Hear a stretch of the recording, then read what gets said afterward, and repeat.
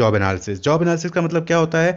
Systematic process of collecting the information on nature of a job, qualities and qualification required to a job, physical and mental. यानी कि कौन सी quality चाहिए, physical quality क्या चाहिए, mental quality क्या चाहिए, क्या है जॉब का नेचर, किस टाइप के वहाँ पे टास्क को परफॉर्म करना पड़ेगा, क्या क्वालिटीज चाहिए होंगे एम्प्लॉयज़ की, क्या क्वालिफिकेशन हो चाहिए एम्प्लॉयज़ को उस जॉब को परफॉर्म करने के लिए, इसको पूरा एनालाइज करिए। तब उसके बाद ही तो आप एग्जैक्टली किस टाइप का टैलेंटेड एम्प्लॉय चाहिए, किस स्किल का एम्प्लॉय चाहिए, तभी तो आप आइडेंटिफाई कर पाओगे जब आपको उस जॉब के बारे में पता होगा कि जॉब में एक्चुअली परफॉर्म करना क्या है। अब आप जॉब परफॉर्म करना है मार्केटिंग का, उसमें मार्केटिंग में भी सेल्स का जॉब परफॉर्म करना है, और आपको ये चीज़ पता ही नहीं है, आप कोई भी फाइनेंस का एम्प्लॉय ढूंढ के लेके चले जाओगे जिसकी कैपेबिलिटी, जिसकी टैलेंट किस में है, फाइनेंस में, जो माहिर है कम्युनिकेशन में, आप उसको उठा के लेके आ जाओगे अकाउंटिंग में, तो वो नहीं बैठेगा। तो आपको सबसे पहले राइट एम्प्लॉय को आइडेंटिफाई करने के लिए जॉब को एनालाइज करना होगा कि जॉब जिस भी पोजीशन के लिए आपको टैलेंट एक्वायर करना है, एक्विजिशन करना है, उस पोजीशन के बारे में जानना होगा। That is job analysis. Deals with the anatomy of the job. Anatomy of the job यानी कि जॉब के पूरे एक एक पॉइंट, एक एक पहलू से, जॉब का nature, task, performance, duties, superior कौन होगा, सबऑर्डिनेट कौन होगा, साथ में कौन करेगा उस जॉब में, आपके साथ कौन काम करेगा, ये सारी चीज़ें क्या है उसमें हम जो है पढ़ते हैं। तो the aim of job analysis is to answer question such as. तो जॉब एनालिसिस क्यों करते हैं? तो कुछ क्वेश्चन के आंसर के लिए, जैसे what is the purpose of the job, यानी उस जॉब का पर्पज क्या है। जब पर्पज पता होगा तभी तो उसके अकॉर्डिंग आप एम्प्लॉय को सर्च करेंगे, उस टाइप के टैलेंटेड पर्सन को सर्च करेंगे। What physical and mental task does the job holder undertake, यानी उस जॉब को परफॉर्म करने के लिए किस टाइप का फिजिकल और मेंटल जो है क्या कहते हैं कि टास्क जो है परफॉर्म करना पड़ेगा एम्प्लॉय को।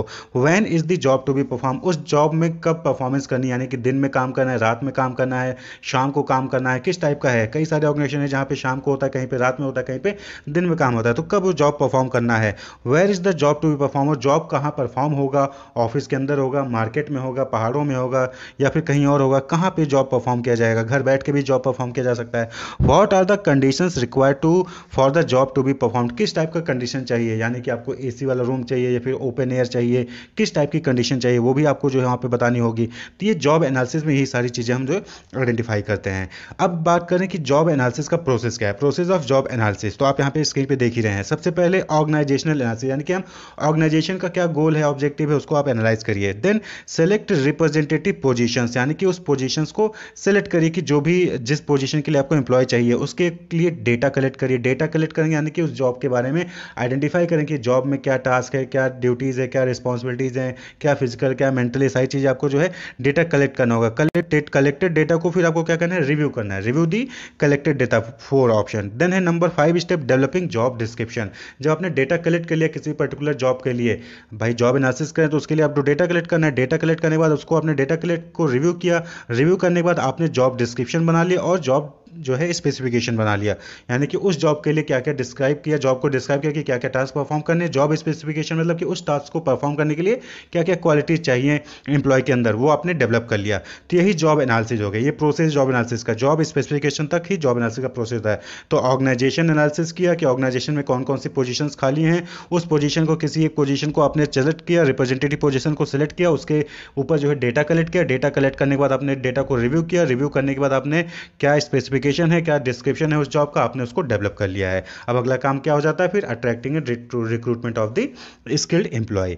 तो अब अगला जो टॉपिक है that is technique of job analysis. आप जॉब एनालिसिस आप करेंगे कैसे, तो आपने देखा ना कि डेटा कलेक्ट करना है, तो डेटा कलेक्ट कैसे करेंगे, एक्चुअली में यहाँ पे क्वेश्चन ये है। तो डेटा कलेक्ट कैसे कर सकते हैं, पर्सनल ऑब्जर्वेशन से। आप जो है जो भी यहाँ पे जॉब एनालिसिस कर रहा होता है एम्प्लॉय ऑर्गेनाइजेशन में, वो उस पोस्ट को देखेगा, उसको ऑब्जर्व करेगा कि क्या क्या एम्प्लॉय कर रहा है, क्या क्या उसको करना पड़ता है, कब करता है, कैसे करता है, सारी चीज़ें उसको ऑब्जर्व करेगा, उसके बाद डेटा कलेक्ट कर लेता है। या फिर सेंडिंग आउट क्वेश्चनर, क्या हुआ, हमने क्वेश्चनर भेज दिया, क्वेश्चनर को फिल करिए कि इस टास्क को परफॉर्म करने के लिए क्या क्या चीज़ें चाहिए होता है, आपने क्वेश्चनर से जो है डेटा कलेक्ट कर लिया। मेंटेनेंस ऑफ लॉग रिकॉर्ड, यानी कि आपने लॉगिन का रिकॉर्ड मेंटेन करके रखा है, वो आप उसके हिसाब से जो है डेटा कलेक्ट कर लीजिए कि कब कहाँ कैसे क्या क्या काम हुआ है। रिकॉर्ड से आप जो है डेटा उठा सकते हैं। वहीं पे कंडक्टिंग पर्सनल इंटरव्यू, आप जो है इंटरव्यू भी ले सकते हैं, या तो क्वेश्चनर के थ्रू, या तो आप जो है ऑब्जर्वेशन के थ्रू कर लिए, या फिर आप जो है इंटरव्यू के थ्रू कर ले रहे हैं। इंटरव्यू आपने ले लिया, पूछा कि क्या करना पड़ता है, कब करना पड़ता है, कितना प्रेशर लेना पड़ता है, क्या क्या क्वालिटीज़ होनी चाहिए, आपने इंटरव्यू लेके भी डेटा कलेक्ट कर सकते हैं। तो ये जॉब एनालिसिस का टेक्निक है। अब बात कर लें कि जॉब एनालिसिस में जॉब डिस्क्रिप्शन और जॉब स्पेसिफिकेशन क्या होता है। जॉब डिस्क्रिप्शन पहले बताया कि जॉब डिस्क्रिप्शन यानी कि जॉब को डिस्क्राइब करना, यानी कि जॉब में क्या क्या टास्क परफॉर्म करने पड़ेंगे वो चीज़ डिस्क्राइब करना। वहीं पे जॉब स्पेसिफिकेशन मतलब कि जो जॉब डिस्क्राइब किया है आपने उसको परफॉर्म करने के लिए क्या क्या क्वालिटीज़, क्या क्या एक्सपीरियंस, क्या क्या एक्सपर्टीज, नॉलेज होनी चाहिए एम्प्लॉय के अंदर, दैट इज जॉब स्पेसिफिकेशन। तो जॉब डिस्क्रिप्शन क्या हो जाएगा, job description tells all about the task and responsibilities expected to be performed, यानी किसी जॉब में क्या टास्क, क्या रिस्पॉन्सिबिलिटीज परफॉर्म करने हैं उसको जॉब डिस्क्रिप्शन कहते हैं। वहीं पे जॉब स्पेसिफिकेशन क्या होता है, tells the level of experience and skills that a candidate must have to be selected for the job, यानी किसी जॉब के लिए सिलेक्ट होने के लिए क्या एक्सपर्टीज, क्या एक्सपीरियंस, क्या स्किल्स होने चाहिए किसी कैंडिडेट के अंदर, वो जॉब स्पेसिफिकेशन शो करता है। Job description tells your what you must do when selected, तो जॉब डिस्क्रिप्शन में क्या होता है कि जब कोई कैंडिडेट सेलेक्ट हो जाता है तो उसको क्या करना होगा जॉब में वो बताता है जॉब डिस्क्रिप्शन। वहीं पे job specification tells you what you must have to be selected for a job, job specification में क्या होता है कि आपके अंदर क्या होना चाहिए कि आप किसी पर्टिकुलर जॉब के लिए सेलेक्ट हो सकते हैं, यानी कि स्किल्स, यानी कि एक्सपर्टीज। नेक्स्ट है the main purpose of job description to collect job related data in order to advertise for a particular job. तो मेन पर्पज जॉब डिस्क्रिप्शन का क्या होता है कि जॉब डिस्क्रिप्शन में जब आप पता चल जाएगा कि हाँ हमें किस पोस्ट के लिए क्या क्या टास्क है जो परफॉर्म करने होंगे, तभी तो हम उस रिलेटेड एडवर्टाइजमेंट शो कर पाएंगे पर्टिकुलर जॉब के लिए। तो जॉब डिस्क्रिप्शन वहाँ पे चाहिए। जॉब स्पेसिफिकेशन में क्या हो गया, it helps candidate analyze whether is are eligible to apply for a particular job और वैकेंसी और नॉट, यानी कि जॉब स्पेसिफिकेशन जब पता होगा कि हमें इस टाइप के जॉब के लिए एमबीए चाहिए या फिर बीटेक चाहिए, जब हमें पता होगा तभी तो हम एडवर्टाइज करेंगे कि हमें एमबीए चाहिए या फिर हमें बीटेक चाहिए। जब हमें पता ही नहीं होगा कि क्या एक्सपर्टीज या क्या स्किल्स होनी चाहिए तो हम क्या एडवर्टाइजमेंट करेंगे, कोई भी अप्लाई कर सकता है। तो इसलिए क्या परफॉर्म करना है वो भी आपको पता होना चाहिए जिससे कि आप एडवर्टाइज कर सको कि हमें ये एम्प्लॉय चाहिए ये टास्क परफॉर्म करने के लिए। और जॉब स्पेसिफिकेशन जब आपको पता होगा कि इस टाइप के जॉब को परफॉर्म करने के लिए ये एक्सपर्टीज या स्किल्स होनी चाहिए, तभी तो आप बताओगे कि हमें यही एमबीए ही कैंडिडेट चाहिए या फिर हमें सिर्फ जो है बीटेक चाहिए या फिर हमें एमबीए विद 5 ईयर एक्सपीरियंस वाले कैंडिडेट चाहिए। तो आप देखते होंगे जो भी एडवर्टीजमेंट आते हैं तो लिखा होता है कि MBA plus 2 year experience, MBA plus finance, MBA in marketing, MBA in specialisation. तो वो हमें पता होता है कि ये कब पता होता है, जब हमें पता होगा कि हमारी जॉब क्या है, जब हमें पता होगा कि हमारी जॉब में क्या क्या डिस्क्रिप्शन है, क्या क्या टास्क परफॉर्म करने हैं, उसके हिसाब से तो हम स्पेसिफिकेशन को आइडेंटिफाई कर सकते हैं। तो ये एडवर्टीजमेंट में यानी कि अट्रैक्ट करने के लिए और रिक्रूटमेंट में हेल्प करता है जॉब एनालिसिस, जॉब डिस्क्रिप्शन और जॉब स्पेसिफिकेशन। अब है नेक्स्ट टॉपिक कि क्या क्या चीज़ें होती है जॉब डिस्क्रिप्शन में। तो आप यहाँ पे देख सकते हैं जॉब डिस्क्रिप्शन यानी कि जॉब टाइटल यानी कि पोजीशन का नाम क्या है, लोकेशन क्या है, जॉब समरी, रिपोर्टिंग टू यानी कि किसको रिपोर्ट करना पड़ेगा। आप अगर आप सपोज करिए कि आप किसी पे लग गए तो आपका सुपीरियर कौन होगा, सबऑर्डिनेट कौन होगा और कलीग्स कौन होंगे, रिपोर्टिंग टू। वर्किंग कंडीशंस कैसी होंगी, जॉब ड्यूटीज़ क्या क्या होंगी, कौन सी मशीन से जो कि आपको यूज़ करना पड़ेगा, यानी कि आपको लैपटॉप मिलेगा या फिर कोई मशीन मिलेगा, हैजार्ड्स कौन कौन सी चीज़ें हैं जहाँ पे आपको ध्यान में रखना है किन किन चीज़ों से नुकसान पहुंच सकता है। वहीं पे जॉब स्पेसिफिकेशन में क्या होता है कि क्वालिफिकेशन क्या है, एक्सपीरियंस क्या चाहिए होगी, ट्रेनिंग चाहिए होगी कि नहीं होगी, स्किल्स कौन सी होनी चाहिए, रिस्पॉन्सिबिलिटीज कौन कौन सी लेनी पड़ेंगी, इमोशनल कैरेक्टरिस्टिक्स उस जॉब को परफॉर्म करने के लिए क्या होना चाहिए, सेंसरी डिमांड्स क्या होनी चाहिए उस जॉब को परफॉर्म करने के लिए। तो यही क्या होता है जॉब डिस्क्रिप्शन और जॉब स्पेसिफिकेशन, और इसी को क्या कहते हैं, एनालाइज करने को जॉब एनालिसिस कहा जाता है। तो ये टैलेंट को एक्वायर करने के लिए सबसे पहला स्टेप होता है कि जॉब को एनालाइज करिए, फिर उसको डिस्क्राइब करिए, उसको स्पेसिफिकेशन बताइए, उसके बाद ही तो आप एडवर्टीजमेंट देंगे, और जब एडवर्टीजमेंट देंगे यानी कि अट्रैक्ट करेंगे और फिर रिक्रूटमेंट का प्रोसेस आगे काम होगा। तो दैट इज जॉब एनालिसिस। अब बात आती है जॉब डिजाइन, ये एक एक्स्ट्रा टॉपिक है आपके सिलेबस में नहीं है लेकिन क्वेश्चन पूछा जा सकता है। तो जॉब डिजाइन क्या होता है, जॉब डिजाइन का मतलब कि जॉब को डिजाइन करना, एक्चुअली में जॉब को डिजाइन करना कि जॉब को इस तरीके से आपको डिजाइन करना चाहिए कि एम्प्लॉय जो है उसमें इंगेज रहे और एम्प्लॉय को उस जॉब को परफॉर्म करने में इंटरेस्ट हो, अच्छा लगे, तभी एम्प्लॉय जो है रिटेन करके आप रोक सकते हैं।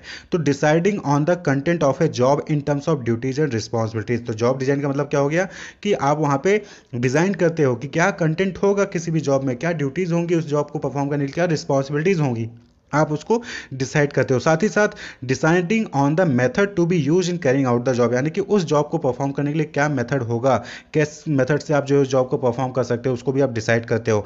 इन टर्म्स ऑफ टेक्निक, कौन सी टेक्निक यूज करोगे, सिस्टम एंड प्रोसीजर, कौन से सिस्टम में क्या प्रोसीजर होगा उस जॉब को परफॉर्म करने के लिए, and relationship that should exist between the job holder and his superior, subordinate and colleagues, यानी कि और उस जॉब पे सबऑर्डिनेट्स के साथ क्या रिलेशन होगा, सुपीरियर के साथ क्या रिलेशन होगा और कलीग्स के साथ क्या रिलेशनशिप होगा, इन सभी को आप क्या करते हो, डिज़ाइन करते हो, रिलेट करते हो, डेवलप करते हो।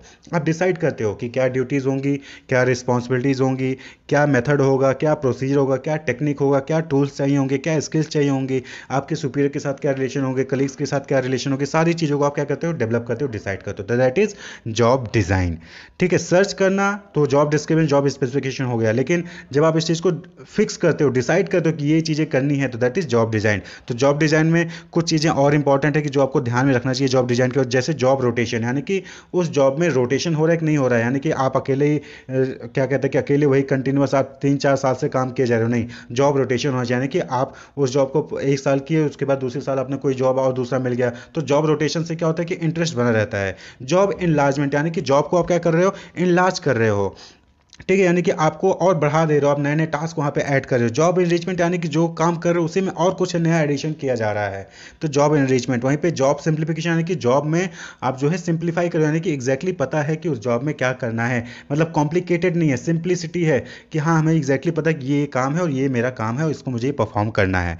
तो ये चीज़ें होनी चाहिए, जॉब रोटेशन होना चाहिए, जॉब इनलार्जमेंट भी होना चाहिए, जॉब इनरिचमेंट भी होना चाहिए, और जॉब सिंप्लीफिकेशन भी होना चाहिए कि ईजी होना चाहिए समझने में कि क्या जॉब है, क्या टास्क है, क्या ड्यूटीज़ है, क्या रिस्पॉन्सिबिलिटीज़ हैं। नेक्स्ट टॉपिक है आपका जॉब इवैल्यूएशन। देखिए, जॉब इवैल्यूएशन का मेन मोटिव होता है कि कौन सा जॉब कितना वैल्यूएबल है, कौन सा जॉब, किस जॉब पे कितनी सैलरी दी जानी चाहिए, कितना कंपनसेशन दिया जाना चाहिए, उसको इवैल्यूएट करने में जो है ये जॉब इवैल्यूएशन हेल्प करता है। तो जॉब इवैल्यूएशन क्या हो गया, systematic way of determining the value और worth of a job in relation to other job in an organisation. तो किसी भी ऑर्गेनाइजेशन में किसी भी जॉब की क्या वैल्यू है, क्या वर्थ है in comparison to other jobs, उसको डिटरमाइन करना ही क्या कहलाता है, जॉब इवैल्यूएशन कहलाता है। Analytical job evaluation involves identifying key elements. तो हम जॉब इवैल्यूएशन में क्या करते हैं कि एलिमेंट्स को आइडेंटिफाई करते हैं, जिसको हम फैक्टर ऑफ जॉब भी कहते हैं, जैसे कि skill, mental, education requirement, physical requirement and working condition. यानी किसी जॉब को परफॉर्म करने के लिए क्या स्किल्स होनी चाहिए, क्या मेंटल होनी चाहिए, क्या एजुकेशन रिक्वायरमेंट होनी चाहिए, क्या फिजिकल रिक्वायरमेंट होनी चाहिए, वर्किंग कंडीशन क्या चाहिए। जैसे कि बहुत सारी चीज़ें हैं जहाँ पे वर्किंग कंडीशन की बात करें तो कहीं पे ऑफिस में जॉब करना है, या फिर आपको बाहर मार्केट में जॉब करना है, या फिर हमेशा ट्रैवल वाली जॉब है।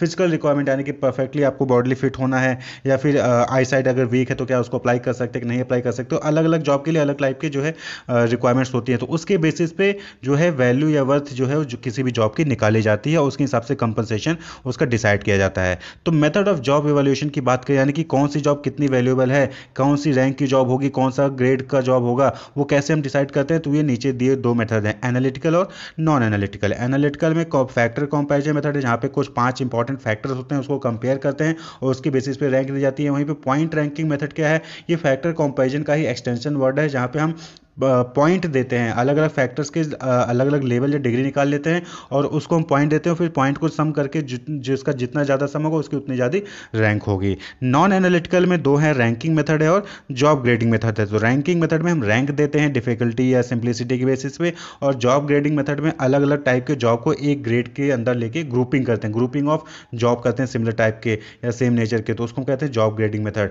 तो जॉब इवैल्यूएशन में पहला है नॉन एनालिटिकल मेथड, जहाँ पर रैंकिंग सिस्टम। तो रैंकिंग सिस्टम जैसे कि हमने बताया कि यहाँ पे job within the organisation are arranged in some order from the most difficult यानी मोस्ट इंपॉर्टेंट टू सिंपलेस्ट यानी लेस्ट इंपॉर्टेंट, और इन रिवर्स ऑर्डर यानी उल्टा भी आप कर सकते हो। इट इस्टेब्लिश रैंक, यहाँ पे क्या होता है, रैंक हम इस्टेब्लिश करते हैं, यानी कि ज़्यादा डिफिकल्ट है तो रैंक 1, कम डिफिकल्ट है तो रैंक 2, उससे ज़्यादा एक आसान है सिंपल है तो रैंक 3। तो इस तरीके से जो है आप अलग अलग रैंक जो है उसकी डिफिकल्टी या उसकी सिंप्लिसिटी की बेसिस पे, उसके इंपॉर्टेंस के बेसिस पे दे सकते हैं। तो इसको हम इस मेथड को क्या कहते हैं, जॉब इवैल्यूएशन की कौन सा मेथड हो गया, रैंकिंग सिस्टम हो गया। जैसे आर्मी में आप देखते हैं रैंक होता है, हायर रैंक, लोअर रैंक, अलग अलग पोस्ट होते हैं, सीईओ, सिपाही, इस तरीके के वहाँ पे पोस्ट होते हैं। इसी तरीके से दूसरा मेथड है नॉन एनालिटिकल में, दैट इज जॉब क्लासिफिकेशन और ग्रेडिंग सिस्टम, यानी कि एक टाइप के जॉब को आप एक ग्रेड में रख देते हैं। आपने देखा होगा डी ग्रेड की जॉब आई है, सी ग्रेड की पोस्ट आई है, वैकेंसीज आई हैं, आप गवर्नमेंट जॉब में अक्सर देखते होंगे। तो ये ग्रेडिंग सिस्टम कहलाता है। यहाँ पे क्या होता है, a number of predetermined grades or classification are first establish,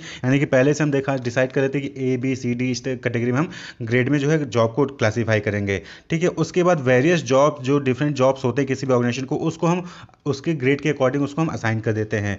ठीक है, तो जैसे after formulating and studying job description and job specification, jobs are grouped into classes और grades which represent different pay level ranging from low to high. तो ये job description या job specification जब हम कर लेते हैं उसके बाद ही हम जॉब को ग्रुपिंग करते हैं कि ये ए वाले ग्रुप में आएगा या बी ग्रेड में आएगा, सी ग्रेड की जॉब में आएगा। जैसे टाइपिंग वाली जॉब हो गई तो डी ग्रेड में आ गया, कोई भी जॉब होगा टाइपिंग काम है तो डी ग्रेड में हो गया। तो इस तरीके से जो है आप उसको अलग अलग ग्रेड में क्लासीफाई कर लेते हो। और ये कब क्लासीफाई हो पाएगा, जब आप जॉब डिस्क्रिप्शन और जॉब स्पेसिफिकेशन किसी भी जॉब का कर लेते हैं, यानी कि जॉब में क्या क्या टास्क परफॉर्म करने हैं, उसके लिए क्या एलिजिबिलिटी चाहिए, उसके बेसिस पे जॉब ग्रेड डिसाइड कर लिया जाता है। तो ये job classification and grading system कहलाता है कि एक एक टाइप के अलग अलग ग्रुप के जॉब को नेचर ऑफ जॉब को अलग अलग ग्रेड दे देना। हायर ग्रेड होगा हायर सैलरी होगी, higher the grade level higher the pay. आप अलग अलग गवर्नमेंट में देखते होंगे A B C D grade type के जॉब वहाँ पे क्लासीफाई कर दिए जाते हैं। तो इस तरीके से आप जॉब इवैल्यूएशन कर सकते हो। जॉब इवैल्यूएशन यानी कि यहाँ पे आपको वैल्यू निकालनी है कि कौन सा जॉब कितना वर्दी है, कितना कंपनसेशन उसका होना चाहिए। तो जितनी ज़्यादा रैंक होगी उतनी अच्छी सैलरी होगी, कि जितनी कम रैंक होगी उतनी सैलरी कम होगी, या फिर जितना ग्रेड अच्छा होगा उतनी सैलरी ज़्यादा होगी, लोअर ग्रेड का होगा तो लोअर सैलरी होगी। ग्रेड ए की जॉब आई है, ग्रेड बी की जॉब आई है, ग्रेड सी की जॉब आई है कहते हैं गवर्नमेंट में, तो अच्छी ग्रेड अच्छा salary, lower grade lower salary. इसी तरीके से नॉन एनालिटिकल जो है ये टेक्निक आपने देख लिया जॉब इवैल्यूएशन। इसी तरीके से एनालिटिकल टेक्निक होता है। एनालिटिकल के बेसिस पे बात करें तो फैक्टर कंपैरिजन मेथड, यहाँ पे क्या होता है कि किस जॉब में कौन से फैक्टर्स हैं, उसकी क्या वैल्यू है, उसके बेसिस पे हम जॉब को क्लासीफाई करते हैं। तो थॉमस ई हिटन ने इस कॉन्सेप्ट को दिया था rank according to a series of factor. तो यहाँ पे क्या है, कुछ फैक्टर्स हैं उसके बेसिस पे जॉब को रैंकिंग दी जाती है। तो फैक्टर्स कौन से हैं, वो skill, mental effort, physical effort, responsibility और वर्किंग कंडीशन। इन 5 के बेसिस पे ये 5 फैक्टर होते हैं किसी भी जॉब में जो इंपॉर्टेंट होते हैं, इन्हीं के बेसिस पे जॉब को रैंकिंग दी जाती है।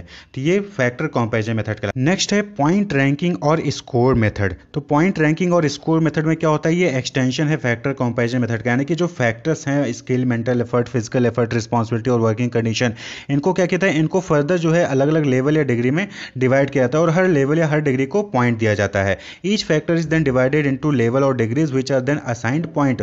हर फैक्टर में कुछ ना कुछ लेवल होंगे, डिग्री होंगे, उसको पॉइंट्स मिलेगा और इन पॉइंट्स के जो सम होता है वही क्या कहलाता है, स्कोर जो होता है वही उसी की बेसिस पे रैंकिंग कर दी जाती है। The points for each factor are sum to form a total point score for the job. तो सारे फैक्टर्स के जो पॉइंट्स मिलते हैं उनका सम कर दिया जाता है और वही उसी के बेसिस पे रैंकिंग कर दी जाती है। तो ये मेथड ऑफ जॉब इवैल्यूएशन है। आपका क्या हो गया, रैंकिंग सिस्टम हो गया, जॉब क्लासिफिकेशन या ग्रेडिंग सिस्टम हो गया, या फिर दूसरा तरीका है एनालिटिकल मेथड, जहां पे आप फैक्टर कंपैरिजन मेथड के बेसिस पे जॉब को क्लासिफाई कर सकते हैं, जॉब इवैल्यूएट कर सकते हैं, या फिर पॉइंट रैंकिंग या स्कोर मेथड के बेसिस पे जॉब इवैल्यूएट कर सकते हैं कि कौन सा जॉब इंपॉर्टेंट है, कौन सा जॉब कम इंपॉर्टेंट है, कौन सा जॉब हायर रैंक है, कौन सा जॉब लोअर रैंक का है। अब बात कर लें कि इनपुट टू जॉब इवैल्यूएशन है कि जॉब इवैल्यूएशन में क्या क्या चीज़ें हैं जो इंपॉर्टेंट होती हैं। तो सबसे पहले नो हाउ, यानी टेक्निकल, मैनेजरियल या ह्यूमन रिलेशन की नॉलेज कितना ज़रूरी है किस भी जॉब में, ये इंपॉर्टेंट है। प्रॉब्लम सॉल्विंग, किस जॉब में कौन सी कैटेगरी की जॉब में या रैंकिंग में कितनी प्रॉब्लम सॉल्विंग जो है वहाँ पे करनी है। अकाउंटेबिलिटी कितनी है, किसकी है, कहाँ पे होगी। एजुकेशन, कौन सी जॉब के लिए कितनी रिक्वायरमेंट होगी। एक्सपीरियंस कौन सी जॉब के लिए चाहिए होगा, किस जॉब के लिए कम चाहिए, किस जॉब के लिए नहीं चाहिए, फ्रेशर भी चल जाएगा। Scope of the job, job में क्या क्या चीज़ें करनी होंगी किसी भी पर्टिकुलर पोस्ट पे। सुपरविजन रिसीव्ड, यानी कि कौन सी जॉब में सुपरविजन चाहिए होगा, कौन सी जॉब में सुपरविजन नहीं चाहिए होगा, आप खुद सुपरवाइज करेंगे। अथॉरिटी एक्सरसाइज, कौन से जॉब में कौन कौन सी अथॉरिटीज़ मिलेंगी। तो इन सब के बेसिस पे जो है जॉब इवैल्यूएशन किया जाता है। वर्किंग कंडीशन, कहाँ कहाँ पे कौन कौन सी जॉब को परफॉर्म करना होगा, कौन सी जॉब है जो कि ऑफिस में बैठ के होगी, कौन सी जॉब है जो एसी में बैठ के होगी, कौन सी जॉब है जो कि मार्केट में जाना पड़ेगा, कौन सी ट्रैवलिंग जॉब है। तो उसके बेसिस से भी जॉब इवैल्यूएशन होता है। जॉब इवैल्यूएशन इन सारे फैक्टर्स को कंसीडर करके ही किया जाता है कि कौन सी टेक्निकल नॉलेज होनी चाहिए, मैनेजर नॉलेज होनी चाहिए, ह्यूमन रिलेशन नॉलेज होना चाहिए, प्रॉब्लम सॉल्विंग होनी है कि नहीं होनी है, अकाउंटेबिलिटी होगी या नहीं होगी, एजुकेशन कितना होगा, एक्सपीरियंस क्या होगा, स्कोप ऑफ द जॉब क्या है, सुपरविजन चाहिए होगा कि नहीं चाहिए होगा, अथॉरिटी मिलेगी या नहीं मिलेगी, मिलेगी तो कौन कौन सी मिलेगी, वर्किंग कंडीशंस क्या होंगी। इन सब के बेसिस पे जॉब इवैल्यूएशन किया जाता है। ह्यूमन रिसोर्स प्लानिंग कहने का मतलब है कि हमें किसी काम को परफॉर्म करने के लिए कितने लोगों की या कितने मैन पावर की रिक्वायरमेंट हो सकती है, उस चीज़ को गेस करना, उस चीज़ को फोरकास्ट करना, एस्टिमेट करना और फिर उसके अकॉर्डिंग जो है डिसीजन मेकिंग्स लेना। अब सपोज करें कि आपको जो है कोई 50 केजी का जो है बैग है वो आपको लेके आना है मार्केट से, तो आप अकेले नहीं जाओगे। आप क्या करोगे कि आपने क्या किया, आपने गेस कर लिया कि 50 केजी का बैग है तो यहाँ पे कम से कम 2 लोगों की रिक्वायरमेंट तो पड़ेगी। तो आपने क्या किया कि आपने घर से अपने किसी रिलेटिव को या फिर अपने भाई बहन को ले लिया और साथ में गए। उसके बाद जो है आप उस कैरी बैग को 50 केजी के बैग को आप लेके चले आते हो। तो यहाँ पे आपने क्या किया, यहाँ पे प्लानिंग की। प्लानिंग क्या की कि आपको 50 केजी का बैग वहाँ से आपको कैरी करके लाना था, तो आपने प्लानिंग कर ली कि हाँ हमें 2 लोगों की जरूरत पड़ेगी उस बैग को लाने की। तो यही चीज़ ह्यूमन रिसोर्स प्लानिंग होता है। यानी कि ऑर्गेनाइजेशन में क्या होता है कि बहुत सारे टास्क होते हैं, प्रोडक्शन डिपार्टमेंट का, मार्केटिंग का, एचआर का, फाइनेंस का, सेल्स का। तो हर काम के लिए, हर टास्क के लिए जो है हमें किसी की लोगों की जरूरत पड़ती है, यानी मैन पावर की जरूरत पड़ती है। तो एचआर डिपार्टमेंट का ये काम होता है कि किस डिपार्टमेंट में कितने लोगों की रिक्वायरमेंट है और क्या वो रिक्वायरमेंट फुलफिल है। तो इस चीज़ को जो एचआर डिपार्टमेंट है वो इंश्योर करता है। तो वो क्या करता है, वो एचआर प्लानिंग करता है, यानी कि ह्यूमन रिसोर्स प्लानिंग करता है कि कौन से डिपार्टमेंट में कितने लोगों की रिक्वायरमेंट है और क्या वो लोगों की रिक्वायरमेंट फुलफिल है कि नहीं। अगर फुलफिल नहीं है तो और लोगों को रिक्रूट करेगा, और अगर ज़्यादा हो रही है तो लोगों को निकालेगा भी। क्लियर। और अगर बराबर है तो कोई भी एक्शन नहीं लेगा। तो ह्यूमन रिसोर्स प्लानिंग यानी कि the process of acquiring and utilising human resource in a organisation. ये क्या है, ये प्रोसेस है जहां पे आप ह्यूमन रिसोर्स को क्या करते हो, किसी ऑर्गेनाइजेशन में एक्वायर करते हो और उनको यूटिलाइज करते हो। It includes planning for staff retention, planning for candidate search, training and skills analysis and much more. यानी कि यहाँ पे जो है स्टाफ को रोक के रखना है कि नहीं रखना है, इस पर डिसीजन लिया जाता है। प्लानिंग की जाती है कैंडिडेट सर्च करने के लिए, क्योंकि हो सकता है कि आगे चल के कोई रिटायर होने वाले तो हमारे यहाँ पे वैकेंसी होगी, तो उसके लिए हम पहले से ही कैंडिडेट को सर्च कर लें। ट्रेनिंग और स्किल्स की जो भी रिक्वायरमेंट होती है उसको भी यहाँ पे जो है कंसीडर किया जाता है। तो the main objective is to ensure that an organisation has the right number of employees in the right place at the right time. तो मतलब कि अगर आपको 10 एम्प्लॉयज़ चाहिए तो 10 एम्प्लॉयज़ आपके पास अवेलेबल हैं और सही डिपार्टमेंट में अवेलेबल हो, सही टाइम पे आपके पास वो जो मैन पावर है वो अवेलेबल है। तो that is human resource planning. तो ये जो है इसका मेन ऑब्जेक्टिव होता है कि सही समय पे, सही जगह पे, सही नंबर ऑफ एम्प्लॉयज़ अवेलेबल हो। तो यही ह्यूमन रिसोर्स प्लानिंग होता है। तो आप इस फिगर में देख सकते हैं कि यहाँ पे क्या होता है कि ह्यूमन रिसोर्स प्लानिंग में पहले हम फोरकास्ट करते हैं कि हमें क्या, कितने ह्यूमन रिसोर्स की रिक्वायरमेंट है और हमारे पास कितने अवेलेबल हैं, उन दोनों को कंपेयर करते हैं। अगर डिमांड जो है वो सप्लाई के बराबर है, यानी कि जितनी चाहिए थी उतनी है, तो कोई भी एक्शन नहीं लेंगे। और अगर सरप्लस ऑफ वर्कर्स हैं, यानी कि जो हमारे पास वर्कर हैं उनकी संख्या ज़्यादा है जितनी हमारी डिमांड है, तो उस केस में हम हायरिंग को रेस्ट्रिक्ट करते हैं, टाइमिंग कम कर देते हैं, या अर्ली रिटायरमेंट दे देते हैं, ले ऑफ कर देते हैं, फिर डाउन साइजिंग कर देते हैं। क्लियर। और वहीं पे अगर सप्लाई कम है और डिमांड ज़्यादा है तो उस केस में फिर हम रिक्रूटमेंट और सिलेक्शन परफॉर्म करते हैं। क्लियर। तो यही चीज़ ह्यूमन रिसोर्स प्लानिंग कहलाता है। तो यहाँ पे क्या हो गया, अकॉर्डिंग टू रॉबिन्स, उन्होंने क्या कहा, the process by which an organisation ensure that it has the right number and kind of people at the places at the right time, capable of effectively and efficiently completing those tasks that will help the organization achieve its overall objective। तो organization की जो overall objective होते हैं उसको achieve करने के लिए जो number of employees की requirement होती है, उनके अंदर जो capabilities होती हैं, सही जगह पे उनको place करना, सही time पे place करना, जिससे कि वो effectively efficiently जो है अपने task को complete कर सके, वही चीज़ human resource planning कहलाता है। क्लियर। तो ऑब्जेक्टिव क्या है ह्यूमन रिसोर्स प्लानिंग का, to determine the number of employees to be employed. पहली चीज कि यहाँ पे क्या कहते हैं, वो एसेस करते हैं कि मैन पावर की रिक्वायरमेंट है या नहीं है। क्लियर। तो determine the number of employees to be employed, कितने लोगों को एम्प्लॉयमेंट देनी है, कितने लोगों को रिक्रूट या सेलेक्ट करना है, तो इस चीज़ को जो है करते हैं। दूसरा है to retain highly skilled staff, यानी कि यहाँ पे एवोल्यूशन ऑफ करंट वर्कफोर्स, यानी कि करंटली लोग कैसा परफॉर्म कर रहे हैं उसको इवोल्यूएट करते हैं और उसमें जो हाई स्किल्ड स्टाफ होता है उसको रिटेन करके रखना भी इनका काम होता है। To manage an effective downsizing programme, efficient change management इसको कहते हैं। यहाँ पे क्या हो गया कि यहाँ पे जो अगर सरप्लस हो गया है, यानी कि डिमांड कम है लोगों की और हमारे पास एम्प्लॉयज़ ज़्यादा है, तो वहाँ पे उस केस में क्या होता है कि फिर वो जो है चेंज लाता है, यानी कि कहीं ना कहीं वो ले ऑफ करेगा या फिर जो है निकालेगा लोगों को या फिर वर्किंग और कम कर देगा, कुछ ना कुछ वो डिसीजन मेकिंग किया था जिससे कि डाउन साइज किया जाता है वर्कफोर्स को। क्लियर। तो ये कुछ ऑब्जेक्टिव्स हो गए, इसके अलावा भी बहुत सारे ऑब्जेक्टिव होंगे लेकिन ये मेन 3 इंपॉर्टेंट ऑब्जेक्टिव्स होते हैं एचआर प्लानिंग के। अब बात कर लें कि एचआर प्लानिंग का प्रोसेस क्या है, यानी ह्यूमन रिसोर्स प्लानिंग का प्रोसेस क्या है। तो देखिए सबसे पहले होता है कि आपको ऑर्गेनाइजेशन प्लान को एनालाइज करना है। Look at the future plan of organisation. Organisation का फ्यूचर प्लान क्या है, कहीं ऐसा तो नहीं कि वो कोई नया प्रोजेक्ट स्टार्ट करने जा रहा है इन फ्यूचर या फिर कोई एक्सटेंशन प्लान करने जा रहा है। तो अगर कोई नया प्रोजेक्ट स्टार्ट करेगा, कोई नया एक्सटेंशन लेगा, तो इस केस में वहाँ पे आपको ह्यूमन रिसोर्स की रिक्वायरमेंट पड़ेगी, मैन पावर की रिक्वायरमेंट पड़ेगी। Then forecast demand for human resource resource, यानी कि अब आपको यहाँ पे डिसाइड करना है कि कितने लोगों की रिक्वायरमेंट पड़ेगी, उसको फोरकास्ट करना है, एस्टिमेट करना है। Based on the previous step forecast the required human resource for it, यानी कि अगर आपको लग रहा है कि एक्सटेंशन करने वाले हैं या फिर फ्यूचर में कोई नया प्रोजेक्ट लेने वाले हैं, तो उसके बेसिस पे जो है आपको फोरकास्ट करना होगा कि कितने लोगों की रिक्वायरमेंट हो सकती है। Then forecast human resource supply, यानी कि अब आपको ये फोरकास्ट करना है कि कहाँ कहाँ से आपको जो है एम्प्लॉयज़ मिल सकते हैं, वो स्टाफ मैन पावर कहाँ से मिल सकता है। तो given the estimated human resource required, look at the sources of their supply and to what extent they are available, यानी कि कहाँ कहाँ से आपको उस काम के लिए जो है मैन पावर मिल सकता है। तो सोर्सेज ऑफ सप्लाई को आपको यहाँ पे जो है सेलेक्ट कर लेना है। Then estimating manpower gap, यानी कि यहाँ पे आपको क्या है, मैन पावर गैप को भी एस्टिमेट करना है कि हमारे पास कितने हैं और कितने लोगों की रिक्वायरमेंट है। तो it is important to identify the difference between required human resource and existing human resource in the organisation.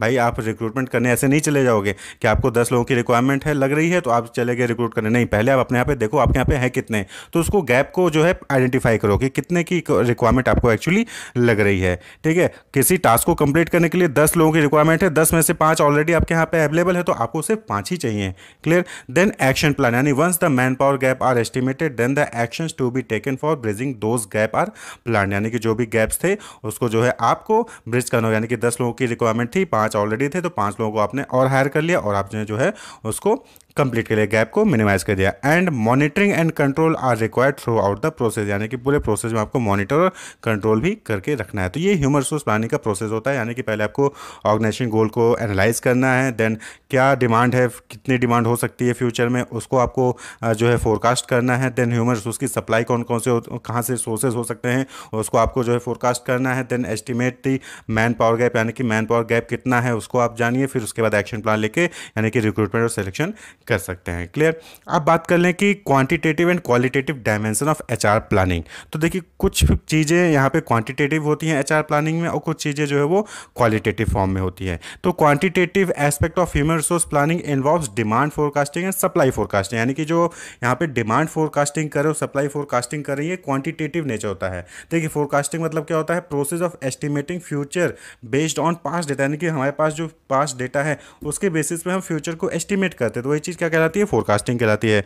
तो डिमांड फोरकास्टिंग क्या होता है, means estimating the future requirement of the employees, यानी कि कितने एम्प्लॉय चाहिए, 10, 20, 50, 60, 70, 80, तो ये क्या है, क्वांटिटेटिव हो गया। It can be done on the basis of estimating sales, यानी सेल्स को एस्टिमेट करके, number of proposal company get, कितने प्रपोजल आ रहे हैं उसको बेसिस पे, या फिर on the basis of estimating the number of orders the company has, यानी कितने ऑर्डर्स हमारे पास हैं प्रोडक्शन के लिए आए होंगे, कि डिमांड कितनी आई है, तो उसके हिसाब से जो है हम क्या करते हैं, डिमांड को फोरकास्ट करते हैं। क्लियर।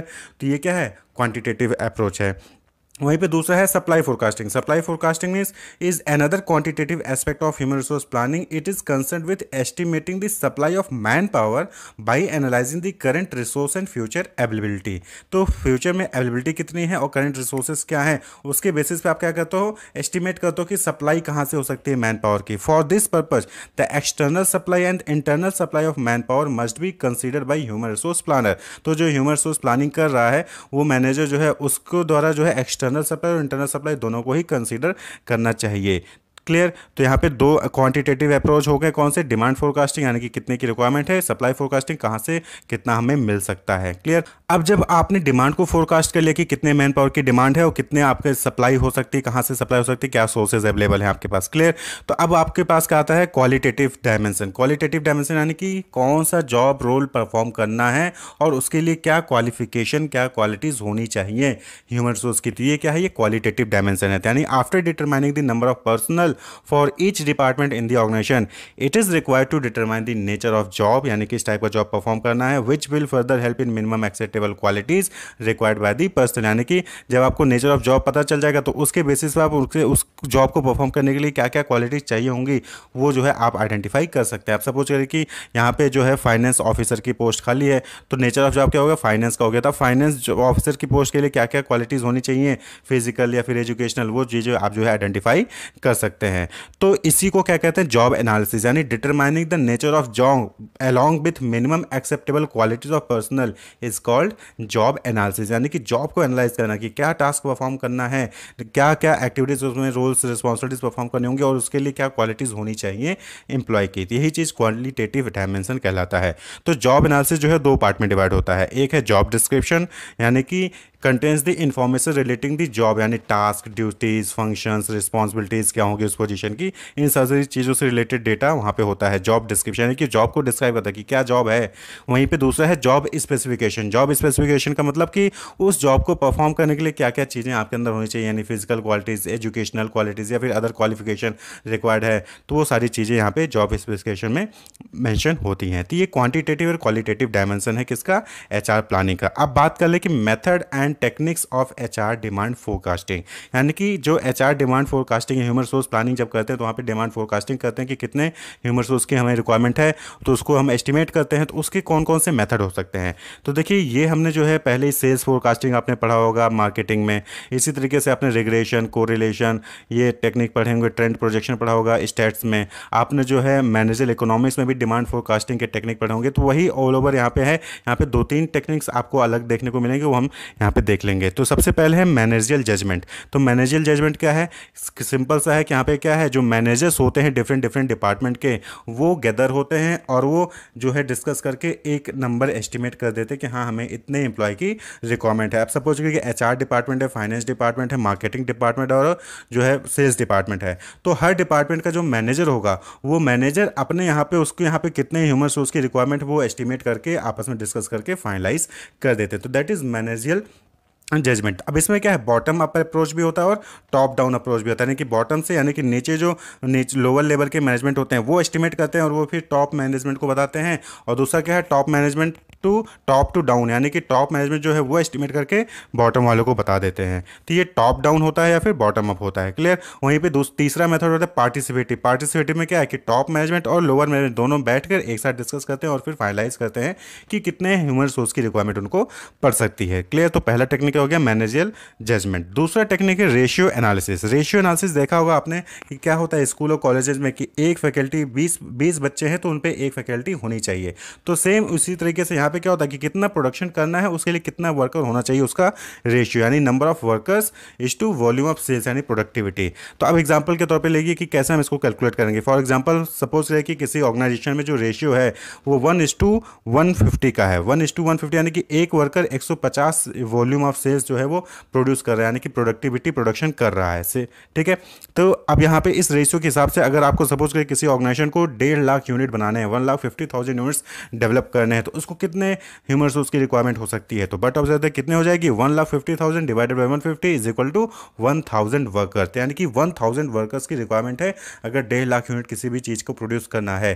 तो ये रेशियो एनालिसिस के बेसिस पे कैलकुलेट कर लिया गया। अब एचआर प्लान में क्या होगा कि आप देखेंगे कि 1,000 वर्कर्स की रिक्वायरमेंट है, तो 1,000 में से कितने आपके पास ऑलरेडी अवेलेबल है और कितने आपको चाहिए, यानी गैप ऑलरेडी कितने अवेलेबल हैं। सपोज करें कि 1,000 में से 500 अवेलेबल है, 500 और चाहिए, तो फिर आपको जो है 500 की रिक्रूटमेंट और सिलेक्शन प्रोसेस परफॉर्म करना होगा। तो दैट इज रेशियो एनालिसिस। इसी तरीके से तीसरा मेथड है वर्क स्टडी या फिर वर्क लोड टेक्निक। यहाँ पे क्या है कि एक एम्प्लॉय पे कितना वर्कलोड है, यानी एक एम्प्लॉय कितने घंटे काम कर सकता है, उसके बेसिस पे जो है यहाँ पे आप जो है डिमांड फोरकास्टिंग कर सकते हो एचआर का। तो यहाँ पे क्या है, सपोज करें कि अमाउंट ऑफ प्रोडक्शन है वो 4 लाख यूनिट है, ठीक है। अमाउंट ऑफ प्रोडक्शन जो है 4 लाख यूनिट है और एक यूनिट को बनाने के लिए 2 आवर का टाइम लगेगा। तो अब जो वर्कर की एबिलिटी है पर एम्प्लॉय वो 1600 आवर पर एनम है, यानी कि एक एनम है वो 1600 आवर कम कर सकता है। तो 4 लाख यूनिट बनाने के लिए कितना टाइम चाहिए होगा, मल्टीप्लाई कर दोगे 4 लाख यूनिट इंटू 2 आवर, यानी 8 लाख आवर की रिक्वायरमेंट है, यानी 4 लाख यूनिट बनाने के लिए 8 लाख आवर चाहिए होंगे, 8 लाख आवर काम करने होंगे। तो अब एक बंदा जो है वो 1600 घंटे काम कर सकता है, तो कितने वर्कर्स की नीड होगी, 500 वर्कर्स की नीड होगी। तो अब जो है यहाँ पे जब आपको पता चल गया कि 500 वर्कर की नीड है, तो अब आप क्या करेंगे, कितने ऑलरेडी अवेलेबल हैं वो देखेंगे और प्लस जो भी गैप होगा उसको जो है आप रिक्रूट करेंगे या सिलेक्शन के प्रोसेस से उसको फुलफिल करेंगे, क्लियर। नेक्स्ट मेथड है डेल्फी टेक्निक। तो एक मेथड यानी कि इसको कहते हैं एक्सपर्ट ग्रुप ओपिनियन मेथड भी कहते हैं। यहाँ पे क्या होता है कि ग्रुप ऑफ एक्सपर्ट्स होते हैं, ठीक है, अलग अलग फील्ड्स में, उनसे जो है उनका सजेशन लिया जाता है, उसको कंपाइल किया जाता है, समराइज किया जाता है। उसके बाद जो हमने समराइज किया है उसको दोबारा से उन एक्सपर्ट को भेजा जाता है और फिर वो रिव्यू करते हैं, और जब सभी एक्सपर्ट एक साथ कंसेंट दिखा देते हैं, सभी एक ही चीज़ पे फाइनलाइज कर देते हैं, तो उसी को क्या है फाइनलाइज मान लिया जाता है। ठीक है, आप सपोज के 4 एक्सपर्ट हैं, चारों एक्सपर्ट ने बोल दिया कि हाँ HR फाइनेंस डिपार्टमेंट में 50 एम्प्लॉय की रिक्वायरमेंट है, तो वो 50 फिर फाइनल हो जाएगा। लेकिन अगर सपोज कि एक एक्सपर्ट ने बोला 50 की रिक्वायरमेंट है, दूसरे ने बोला नहीं 25 की रिक्वायरमेंट है, तो तब तक ये जो है प्रोसेस कंप्लीट नहीं होगा जब तक कि सभी एक्सपर्ट एक फाइनलाइज में यानी किसी एक ओपिनियन पे ना आ जाए। तो यहाँ पे क्या होता है, opinions taken from all expert सब summarised and reviewed by all expert. यहाँ पे क्या होता है कि सभी से पहले ओपिनियन ले लिया, उसको भी समराइज कर लिया जाता है, उसके बाद फिर उसको रिव्यू के लिए सभी एक्सपर्ट को भेज दिया जाता है। तो रिपोर्ट इज फाइनलाइज यानी कि जो डिमांड फोरकास्टिंग वो फाइनल तभी होगी जब सभी लोग एग्री कर जाएंगे किसी एक चीज़ पे। सभी कह रहे हैं कि 50 की रिक्वायरमेंट है तो 50 फाइनल हो जाएगा। अगर कहीं ना कहीं कोई जो है उस पर एग्री नहीं कर रहा है तो दोबारा से उस प्रोसेस को परफॉर्म किया जाता है। तो that is Delphi technique. Actually ये डेल्फी टेक्निक जो है ना, ये मेथड है, ये आइडिएट किया गया था ओलफ हेल्मर और नॉर्मन डेल्की द्वारा। क्लियर, ओलफ हेल्मर और नॉर्मन डेल्की द्वारा। और इस मेथड को पहली बार इंट्रोड्यूस किया था 1950 में। किसने? Founding member were part of Rand Corporation. तो रैंड कॉर्पोरेशन के ये जो हैं मेंबर थे ये दोनों, और उन्होंने 1950 में जो है इसको इंट्रोड्यूस किया था। किसको? डेल्फी टेक्निक को। क्लियर। और ये जो नाम है दिया गया है डेल्फी, ये डिराइव किया गया है Greek name Oracle of Delphi, एक मतलब टेम्पल है रोम में, तो उस वहाँ से जो है इसका नाम जो है डिराइव किया गया है। तो डेल्फी यानी कि एक्सपर्ट ओपिनियन मेथड। तो ये डेल्फी मेथड है जिसका यूज़ करके आप जो है HR डिमांड फोरकास्टिंग कर सकते हैं। इसके अलावा बहुत सारे टेक्निक्स हैं, जैसे कि स्टैटिस्टिकल मेथड में कोरिलेशन रिग्रेशन हमने डिटेल में देख रखा है, ट्रेंड प्रोजेक्शन मेथड है, ग्राफिकल मेथड है, लीस्ट स्क्वायर मेथड है, टाइम सीरीज है, इकोनोमेट्रिक मॉडल है जो कि पास्ट हिस्टोरिकल डेटा का यूज़ करके जो है यहाँ पे आपके चार की रिक्वायरमेंट कितनी हो सकती है सेल्स के बेसिस पे या फिर किसी अदर बेसिस पे, वो आपको जो है यहाँ पे फोरकास्ट करके बता देता है। और या फिर कोई आपका कॉम्पिटिटर है मार्केट में, वो कैसे रिक्रूट कर रहा है, वो कैसे इस चीज़ को जो है मेथड फॉलो कर रहा है, उसी टेक्निक को आप भी जो है यहाँ पे फॉलो कर सकते हैं। तो ये कुछ अदर टेक्निक्स हैं जिसका यूज़ करके HR डिमांड फोरकास्टिंग किया जा सकता है। अब बात कर लें कि database for man power forecasting, यानी कि मैन पावर को फोरकास्ट करने के लिए कि कितनी रिक्वायरमेंट है, इसके लिए डेटाबेस यानी कि आपको कंटेंट कहाँ से मिलेगा, डेटा कहाँ से मिलेगा। तो बहुत सारे डेटा अवेलेबल हैं। इंटरनली बात करें तो पर्सनल डेटा मॉड्यूल होता है, ऑर्गेनाइजेशन में अवेलेबल होता है। रिक्रूटमेंट किनका किनका हुआ है, यानी कि जब आप एप्लीकेशन मंगवाते हैं तो उसका डेटा आपके पास अवेलेबल रहता है। जॉब एक्सपीरियंस मॉड्यूल यानी कि किसके पास क्या क्या जॉब है, ठीक है, उससे रिलेटेड, यानी कि placement history, grade, promotion, task performed, grade wise, ये सारी चीज़ें जो है अवेलेबल होती हैं। इस तरीके से परफॉर्मेंस अप्रेजल किनका किनका हुआ उसका पूरा मॉड्यूल, और ट्रेनिंग एंड डेवलपमेंट का मॉड्यूल कि किसको किसको ट्रेनिंग दी गई है, नेचर ऑफ ट्रेनिंग क्या थी, इन सारी चीज़ों से रिलेटेड जो है आपके पास डेटा अवेलेबल होता है। वहाँ से आप जो है मैन पावर की फोरकास्टिंग कर सकते हैं। Limitations of human resource planning, यानी कि जब आप ह्यूमन रिसोर्स प्लानिंग करते हैं तो वहाँ पर कुछ ना कुछ सीमाएं होती हैं, कुछ ऐसे काम होते हैं जो आप नहीं कर पाते हैं या फिर कुछ गलतियाँ हो जाती हैं आपसे, जैसे कि इन एक्यूरेसी ऑफ फोरकास्ट, यानी कि जो भी फोरकास्ट करे वो इनएक्यूरेट होता है, यानी कि आपने कहीं ना कहीं कोई गलत मेथड यूज़ किया है या फिर आपने कैलकुलेशन में कुछ ना कुछ गड़बड़ी की है। तो यानी कि जो फोरकास्ट है वो इनएक्यूरेट भी हो सकता है, जो नहीं कि एकदम एक्यूरेट हो। जैसे कि आपने देखा होगा कि मौसम विभाग जो है वो जानकारी देता है कि आज इस समय बारिश हो सकती है, इस दिन बारिश हो सकती है, लेकिन उस दिन बारिश ना होकर किसी और दिन बारिश हो जाती है। तो कहीं ना कहीं इनएक्यूरेसी होता है फोरकास्ट में। कॉस्टली एंड लेंथी एक्टिविटी, तो जो ह्यूमन रिसोर्स प्लानिंग है वो कॉस्टली भी होता है और साथ ही साथ लेंथी एक्टिविटी होता है, यानी कि बहुत सारे उसमें जो है आपको टास्क, बहुत सारी एक्टिविटीज़ परफॉर्म करनी पड़ती हैं। तो कहीं ना कहीं ये भी लिमिटेशन है जिसकी वजह से ह्यूमन रिसोर्स प्लानिंग लोग नहीं परफॉर्म करते हैं। Improper coordination with other executive functions, तो अब आपको जो है ह्यूमन रिसोर्स प्लानिंग करनी है तो आपको किस डिपार्टमेंट में कितने ह्यूमन रिसोर्स की रिक्वायरमेंट है वो आपको प्लान करना पड़ेगा। अब उसके लिए आपको अलग अलग डिपार्टमेंट से कोऑर्डिनेट करना पड़ता है, लेकिन अगर जब प्रॉपर कोऑर्डिनेशन नहीं होगा तो आप करेक्ट ह्यूमन रिसोर्स प्लानिंग नहीं कर पाएंगे। कहाँ पे कितने की रिक्वायरमेंट है, कौन सी ट्रेनिंग देनी है, क्या प्लेसमेंट करना है, क्या उसके लिए रिक्वायरमेंट है, वो सारी चीज़ें आप जो है प्रॉपर कहीं ना कहीं आप उसको जो है सही तरीके से प्लान नहीं कर पाएंगे। तो ये लिमिटेशंस हो गई। इसी तरीके से वीक इंफॉर्मेशन सिस्टम, यानी कि आपके पास जो इन्फॉर्मेशन फ्लो है HR डिपार्टमेंट के पास बाकी डिपार्टमेंट से वो वीक है, या फिर जो आप ये कह लीजिए कि जो कैंडिडेट की इन्फॉर्मेशन आपके पास आनी है वो कहीं ना कहीं वीक है। आप जो है राइट टाइम पे आपके पास इन्फॉर्मेशन नहीं आ रही है, करेक्ट इन्फॉर्मेशन नहीं आ रही है, तो इसकी वजह से भी जो ह्यूमन रिसोर्स प्लानिंग है कहीं ना कहीं वो अच्छी नहीं हो पाएगी। अनसर्टेनिटीज़, तो इनके अलावा बहुत सारे ऐसे अनसर्टेनिटीज़ होती हैं जिसके बारे में हमें नहीं पता होता है। और अनसर्टेनिटी कहने का मतलब है कि अचानक से कुछ भी ऐसी घटना घट जाना जो कि आपने पहले से फोरकास्ट ना की हो, पहले से उसके लिए लिए प्लान नहीं किया होता है, तो बहुत सारी अनसर्टेनिटीज़ होती हैं, एम्प्लॉयज़ एब्सेंट हो गया, हड़ताल हो गया, या फिर जो है सीजनल रिक्रूटमेंट करना पड़ गया, तो बहुत सारी अनसर्टेनिटीज़ होती है जिसके वजह से जो है ह्यूमन रिसोर्स प्लानिंग कहीं ना कहीं आपका इफेक्टिव नहीं हो पाता है। तो ये कुछ लिमिटेशंस हैं ह्यूमन रिसोर्स प्लानिंग की, कि आप जो है गलत तरीके से फोरकास्ट कर सकते हैं, फोरकास्ट एक्यूरेट नहीं हो सकता है, कॉस्टली होता है, लेंदी एक्टिविटी होता है, कोऑर्डिनेशन नहीं है, इंफॉर्मेशन सिस्टम वीक है, और कुछ भी अनसर्टेनिटीज हो जाती हैं।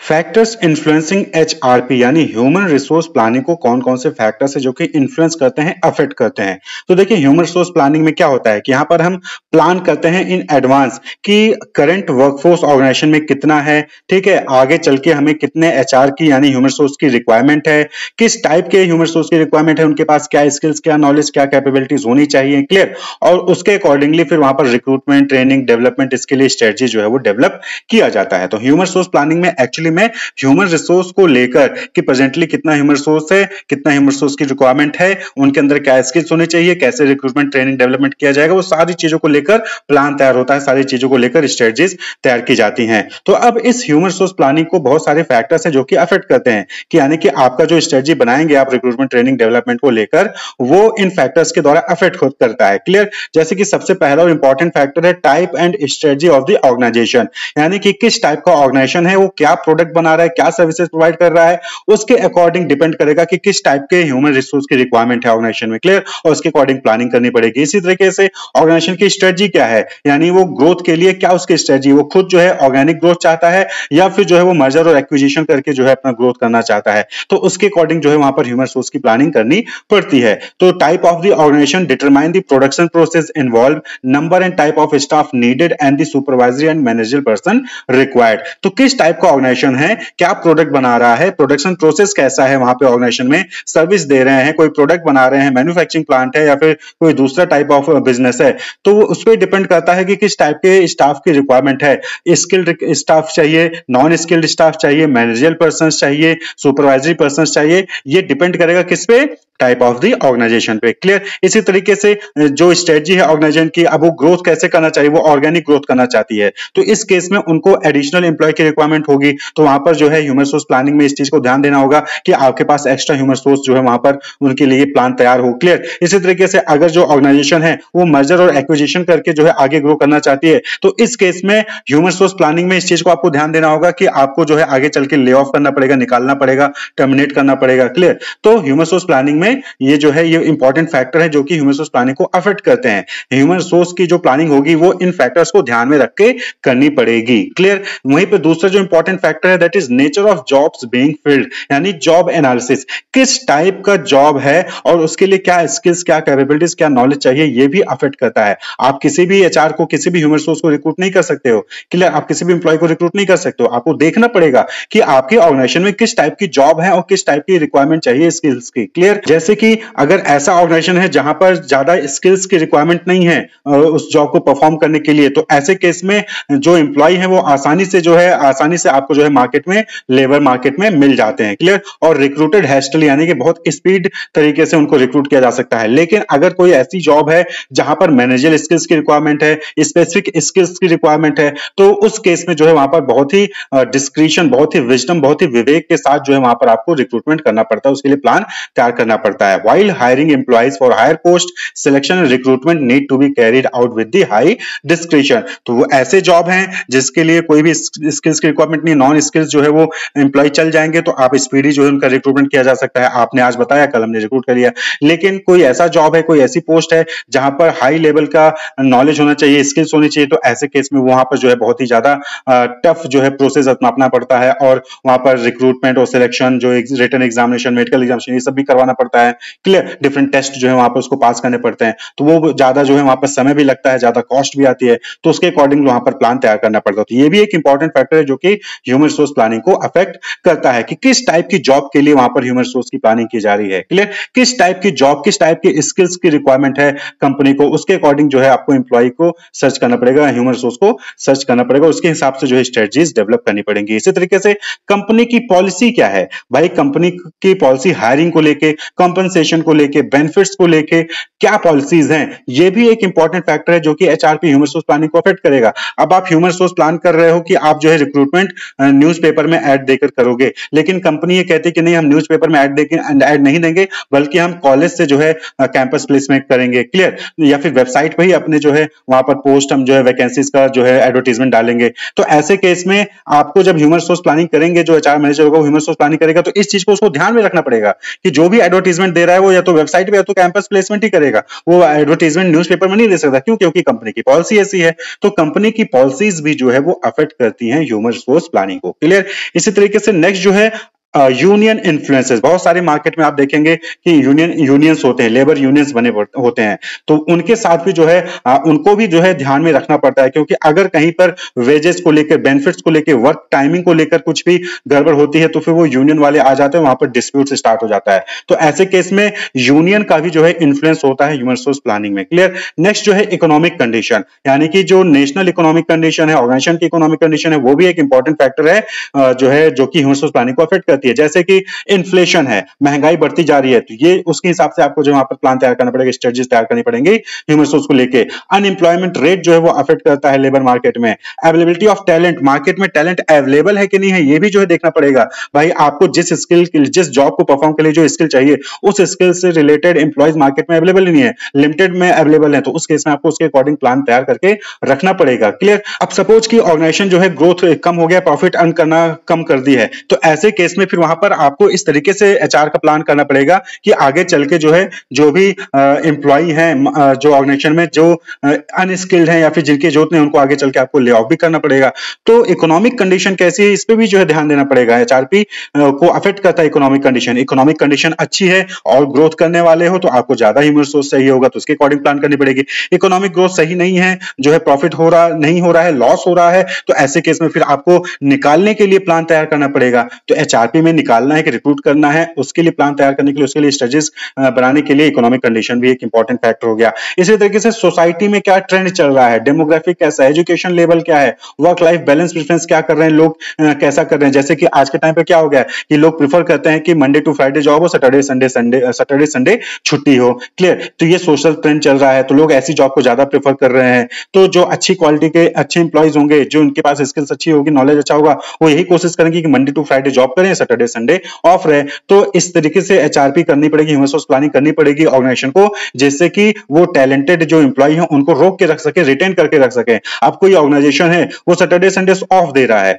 और आप जो है सैटरडे संडे ऑफ नहीं दे रहे हो, सिर्फ संडे ऑफ दे रहे हो, तो ऐसे केस में इंप्लॉय करेगा, वो स्विच करके चला जाएगा। तो रिटेन करने के लिए भी ह्यूमन रिसोर्स प्लानिंग वहां पर करनी पड़ेगी और ये सोशल ट्रेंड अफेक्ट करेगा। अगर आप जो है सोसाइटी के ट्रेंड के अकॉर्डिंग अपने यहाँ पर स्ट्रेटजीज नहीं बनाओगे ह्यूमन रिसोर्स को लेके, तो कहीं ना कहीं आप इंप्लॉय को रिटेन नहीं कर पाओगे। क्लियर? तो ये भी जो है सोशल ट्रेंड भी जो है एक इंपॉर्टेंट फैक्टर हो गया जो कि अफेक्ट करता है ह्यूमन रिसोर्स प्लानिंग को। इसी तरीके से पॉलिटिक्स और लीगल फैक्टर, ये भी एक इंपॉर्टेंट फैक्टर है। लेबर लॉज हैं, सोशल पॉलिसीज हैं एम्प्लॉयमेंट को लेकर, ये भी जो है अफेक्ट करते हैं ह्यूमन रिसोर्स प्लानिंग को। क्लियर? जैसे कि बहुत सारे ऐसे लॉज हैं जहां पर इस चीज को आपको ध्यान में रखना होगा कि जो रिजर्वेशन है वो आपको उसके अकॉर्डिंग जो है आप रिक्रूटमेंट कर रहे हो, सिलेक्शन कर रहे हो। क्लियर? जैसे कि जनरल की 50% हो गई, बाकी जो 50% बच रही है या 50% बच रही है, उसमें आपको ओबीसी भी रखना है, एससी कैंडिडेट भी रखना है, एसटी कैंडिडेट भी रखना है, तो वहां पर रिजर्वेशन पॉलिसीज को भी आपको फॉलो करना है, तो इसके अकॉर्डिंग आपको ह्यूमन रिसोर्स प्लानिंग करनी पड़ेगी। क्लियर? तो ये जो है पॉलिटिकल लीगल फैक्टर भी जो है वहां पर अफेक्ट करते हैं। जैसे मिनिमम सैलरी की बात हो गई, जो मिनिमम वेजेस एक्ट है, तो मिनिमम तो आपको एटलीस्ट 10,000 रुपए देना ही देना है, 10,000 से नीचे आप किसी को हायर नहीं कर सकते हो। तो ये कुछ लॉज भी होते हैं, कुछ लीगल फैक्टर भी होते हैं जो कि अफेक्ट करते हैं ह्यूमन रिसोर्स प्लानिंग को। उसके अकॉर्डिंग जो है वहां पर स्ट्रेटजीज डेवलप करनी पड़ती है, प्लान तैयार करना पड़ता है ह्यूमन रिसोर्स को लेकर। इसी तरीके से टेक्नोलॉजिकल एडवांसमेंट है, जैसे मार्केट में कोई नई टेक्नोलॉजी आई तो उसका अगर ऑर्गेनाइजेशन इस्तेमाल करने जा रही है तो उसके लिए भी एम्प्लॉय चाहिए होगा। तो अब आपको ऐसे एम्प्लॉयज को देखना पड़ेगा जिसको वो टेक्नोलॉजी चलानी आती हो, उस टेक्नोलॉजी पे वर्क करना आता हो। क्लियर? तो new technologies can create new job requiring upskilling and impact the demand for certain skill. तो या तो आप नया रिक्रूटमेंट करिए या फिर जो आपके यहाँ पे एम्प्लॉय हैं उनको ट्रेनिंग प्रोवाइड करिए उस चीज को लेकर। तो इसके लिए प्लान करना तैयार करना पड़ेगा कि मार्केट में नई टेक्नोलॉजी आई है, ऑर्गेनाइजेशन ने उसको इस्तेमाल करना स्टार्ट किया है, तो फिर आपको उसके अकॉर्डिंगली एम्प्लॉय को ट्रेन करना पड़ेगा या फिर जो है नया रिक्रूटमेंट करना पड़ेगा। तो इसको भी जो है ध्यान में रखना होता है प्लानिंग करते वक्त। तो ये फैक्टर भी है जो कि अफेक्ट करता है ह्यूमन रिसोर्स प्लानिंग को। इसी के तरीके से टाइम हॉरिजन, यानी कि आप जो ह्यूमन रिसोर्स के रिक्रूटमेंट कर रहे हो वो शॉर्ट टर्म के लिए कर रहे हो, लॉन्ग टर्म करने के लिए लॉन्ग टर्म के लिए कर रहे हो। अनस्किल्ड जो है जॉब है तो उस केस में क्या होता है कि नॉर्मली जो है जैसे होता है ना मंथली बेसिस पे, ईयरली बेसिस पे, आवरली बेसिस पे, जो है वहां पर वीकली बेसिस पे रखा जाता है ह्यूमन रिसोर्स को। इसी तरीके से बहुत सारे एम्प्लॉय होते हैं जो कि परमानेंट होते हैं, जो कि जब तक ऑर्गेनाइजेशन रहेगा तब तक वो काम करेंगे। तो इस तरीके से वहां पर ये चीज भी आपको ध्यान में रखनी होती है कि आप किस टाइम हॉरिजन के लिए प्लान तैयार कर रहे हो, शॉर्ट टर्म के लिए प्लान कर रहे हो, लॉन्ग टर्म के लिए प्लान कर रहे हो। तो टाइम हॉरिजन भी एक फैक्टर है जो कि अफेक्ट करता है ह्यूमन रिसोर्स प्लानिंग को।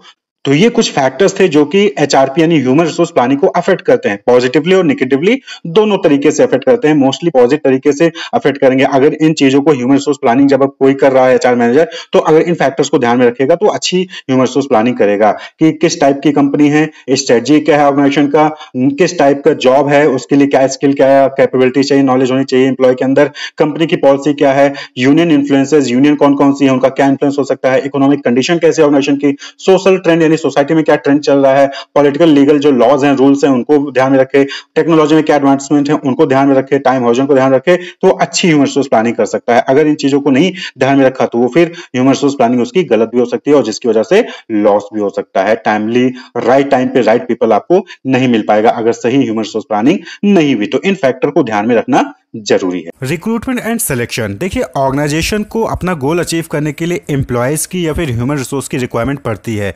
ऑर्गेनाइजेशन हो सकता है प्रोडक्ट बना रही है तो प्रोडक्ट बनाने के लिए, प्रोडक्ट को डिलीवर करने के लिए एम्प्लॉय की रिक्वायरमेंट होगी। वहीं पे अगर ऑर्गेनाइजेशन कोई सर्विस प्रोवाइड कर रही है तो सर्विस को प्रोवाइड करने के लिए, डिलीवर करने के लिए भी उसको एम्प्लॉय और ह्यूमन रिसोर्स की ज़रूरत पड़ती है। तो वो ह्यूमन रिसोर्स, वो जो एम्प्लॉयज़ होते हैं उनको कैसे मिलेंगे, उनको रिक्रूटमेंट और सिलेक्शन प्रोसेस के जरिए उस ऑर्गेनाइजेशन को मिलता है। तो देखिए जब भी कोई कंपनी कोई एडवर्टीजमेंट्स पब्लिश करती है न्यूज़पेपर में, फिर ऑनलाइन सोर्सेज में, ऑनलाइन वेबसाइट्स पे, जैसे कि आप देखते होंगे कि वी आर हायरिंग या जॉब वैकेंसी, या फिर अलग अलग ऑर्गेनाइजेशन के जो एडवर्टीजमेंट्स आते हैं, रिक्रूटमेंट फॉर प्रोबेशनरी ऑफिसर हो गया, या फिर रिक्रूटमेंट ऑफ मैनेजर्स, या फिर मार्केटिंग मैनेजर, एचआर मैनेजर। तो ये जो भी एडवर्टीजमेंट्स आते हैं ना, ये जो आप एडवर्टीजमेंट्स देखते हैं और उस एडवर्टीजमेंट को देखकर लोग एप्लीकेशन फॉर्म फिल करते हैं, एप्लीकेशन फीस देकर एप्लीकेशन फॉर्म फिल कर देते हैं, चाहे वो ऑनलाइन मोड में चाहे वो ऑफलाइन मोड में होता है। तो उसी को क्या कहते हैं, रिक्रूटमेंट कहते हैं। यानी कि एडवर्टीजमेंट देना, एडवर्टीजमेंट देखकर कैंडिडेट द्वारा एडवर्टीजमेंट एप्लीकेशन फॉर्म फिल करके जो है जॉब के लिए अप्लाई कर देना, यहाँ तक का जो काम होता है उसको रिक्रूटमेंट कहा जाता है। उसके बाद क्या होता है कि जब एप्लीकेशन फॉर्म सभी लोग सबमिट कर देते हैं, एप्लीकेशन फॉर्म का लास्ट डेट खत्म हो जाता है, उसके बाद आपका देखते होंगे कि रिटन टेस्ट होता है। रिटन टेस्ट में कुछ लोग क्वालिफाई करते हैं, कुछ लोग फेल हो जाते हैं। जो क्वालिफाई करते हैं उनका जो है फिर इंटरव्यू होता है। इंटरव्यू में कुछ क्वालिफाई करेंगे, कुछ फेल हो जाएंगे। उसके बाद जो इंटरव्यू क्वालिफाई करेंगे उनका मेडिकल एग्जामिनेशन होता है। मेडिकल एग्जामिनेशन होने के बाद फाइनली वो जो है प्लेस होते हैं। तो वो जो प्रोसेस है, यानी कि एप्लीकेशन सबमिट होने के बाद का जो प्रोसेस होता है, रिटन एग्जामिनेशन, इंटरव्यू और फिर प्लेसमेंट, वो चीज़ क्या कहलाती है, सिलेक्शन कहलाती है। तो रिक्रूटमेंट और सिलेक्शन नॉर्मली साथ ही साथ चलते हैं। क्लियर? तो रिक्रूटमेंट कहने का मतलब क्या हो गया कि ज़्यादा से ज़्यादा कैंडिडेट से अपनी जॉब के लिए, ऑर्गेनाइजेशन में जो जॉब है उसके लिए ज़्यादा से ज़्यादा कैंडिडेट से एप्लीकेशन फॉर्म भरवाना। और सिलेक्शन क्या हो गया, उस जो एप्लीकेशन फॉर्म आया है उसमें से बेस्ट कैंडिडेट को चूज करना, वो सिलेक्शन कहलाता है। क्लियर? तो रिक्रूटमेंट जो आप एडवर्टीजमेंट्स देखते हैं, उस एडवर्टीजमेंट को देखकर आप जॉब के लिए एप्लीकेशन फॉर्म भरते हैं, तो वही चीज़ क्या होती है, रिक्रूटमेंट कहलाती है। रिक्रूटमेंट यानी कि इसको हम भर्ती कहते हैं, हिंदी में क्या है, भर्ती। तो recruitment refers to the process of finding possible candidate for a job और ए फंक्शन। तो यहाँ पर क्या होता है कि ऑर्गेनाइजेशन डिफरेंट अपने वेबसाइट पे या फिर जो है एम्प्लॉयमेंट एक्सचेंज में, अपने फैक्ट्री के गेट के बाहर जो है वहाँ पर आवश्यकता है वांटेड, उस तरीके से जो है वहाँ पर नोटिस चिपका देती है, या फिर एडवर्टीजमेंट न्यूज़पेपर में देती है। यानी कि वो चाहते हैं कि उनके कंपनी में जो वैकेंसीज है लोगों को पता चले और लोग उसी वैकेंसीज के लिए अप्लाई करें। तो यहाँ पर पॉसिबल कैंडिडेट को फाइंड आउट कर रही है company, organisation. It has been defined as the process of searching for prospective employees and stimulating them to apply for job in organisation. तो ऑर्गेनाइजेशन में जो भी जॉब्स है उसके लिए प्रोस्पेक्टिव एम्प्लॉय को सर्च करना और उनको इंस्टिमुलेट करना, यानी कि उनको मोटिवेट करना कि वो जॉब के लिए अप्लाई करें। जैसे कि किसी ऑर्गेनाइजेशन में एमबीए की रिक्वायरमेंट है, तो वो जो ऑर्गेनाइजेशन है वो जो है एडवर्टीजमेंट निकालेगी न्यूज़पेपर में कि जो है वहाँ पर एमबीए की रिक्वायरमेंट है, ये सैलरी होगी, ये एलिजिबिलिटी क्राइटेरिया है और इस डेट से इस डेट के बीच में अप्लाई करना है, एप्लीकेशन फीस फ्री है या फिर कुछ एप्लीकेशन फीस देनी होगी, वो पूरा वहाँ पर डिटेल दिया जाता है। फिर उसके बाद सिलेक्शन प्रोसेस क्या होगा वो बताया जाता है। तो ये जो प्रोसेस है कि ऑर्गेनाइजेशन अपने यहाँ की वैकेंसी की इंफॉर्मेशन लोगों को देती है जिससे कि लोग उनके यहाँ पर ऑर्गेनाइजेशन में अप्लाई करें उस वैकेंसी के लिए, तो इसी प्रोसेस को रिक्रूटमेंट कहते हैं। रिक्रूटमेंट बस इतना सा है कि लोग आपके यानी ऑर्गेनाइजेशन में जो भी वैकेंसीज है उसके लिए अप्लाई कर दें। Clear? It is considered as positive process as it stimulate more and more candidate to apply for the job। Recruitment को हम पॉजिटिव प्रोसेस कहते हैं, क्यों? क्योंकि यहाँ पर किसी को मना नहीं किया जाता है। यहाँ पर एडवर्टाइजमेंट दे दिया गया, ऑर्गेनाइजेशन इन्फॉर्मेशन दे दी है लोगों को पब्लिक में कि उसके यहाँ पर वैकेंसी है, तो जितने लोग भी अप्लाई कर सकते हैं वो सब अप्लाई करेंगे। यहाँ पर किसी को रोका नहीं जाएगा, नहीं आप अप्लाई नहीं कर सकते, आप नहीं अप्लाई कर सकते। जितने भी एलिजिबिलिटी क्राइटेरिया है, यानी कि ऑर्गेनाइजेशन में सिर्फ 10 ही एमबीए चाहिए लेकिन बाहर तो बहुत सारे एमबीए बैठे हैं, तो वो सबके सब अप्लाई कर सकते हैं उस जॉब के लिए। अब जब जॉब के लिए अप्लाई कर देंगे उसके बाद ऑर्गेनाइजेशन के ऊपर ये डिपेंड करेगा कि कौन से टॉप 10 होंगे जिनको उनको सिलेक्ट करना है। तो इसलिए जो रिक्रूटमेंट का प्रोसेस है वो पॉजिटिव प्रोसेस है, जितने ज्यादा अप्लाई कर सकते हो अप्लाई कर दो, यहां पर किसी को मना नहीं किया जाता है। The object of recruitment is to attract potential employees with the necessary characteristics और qualification in the adequate number for the job available. तो जो भी जॉब अवेलेबल है उसके लिए एडिक्वेट नंबर में क्वालिफाइड और जो है अच्छे एम्प्लॉयज को फाइंड आउट करना, उनको स्टिमुलेट करना कि वो वैकेंसीज के लिए अप्लाई करें, ही रिक्रूटमेंट कहलाता है। The object of recruitment is to attract potential employees with the necessary characteristics और qualification in the adequate number for the job available. तो ऑर्गेनाइजेशन में जो भी जॉब अवेलेबल है उसके लिए सही नंबर में कैंडिडेट को जो है अट्रैक्ट करना कि और वो भी क्वालिफाइड कैंडिडेट को अट्रैक्ट करना ही रिक्रूटमेंट कहलाता है।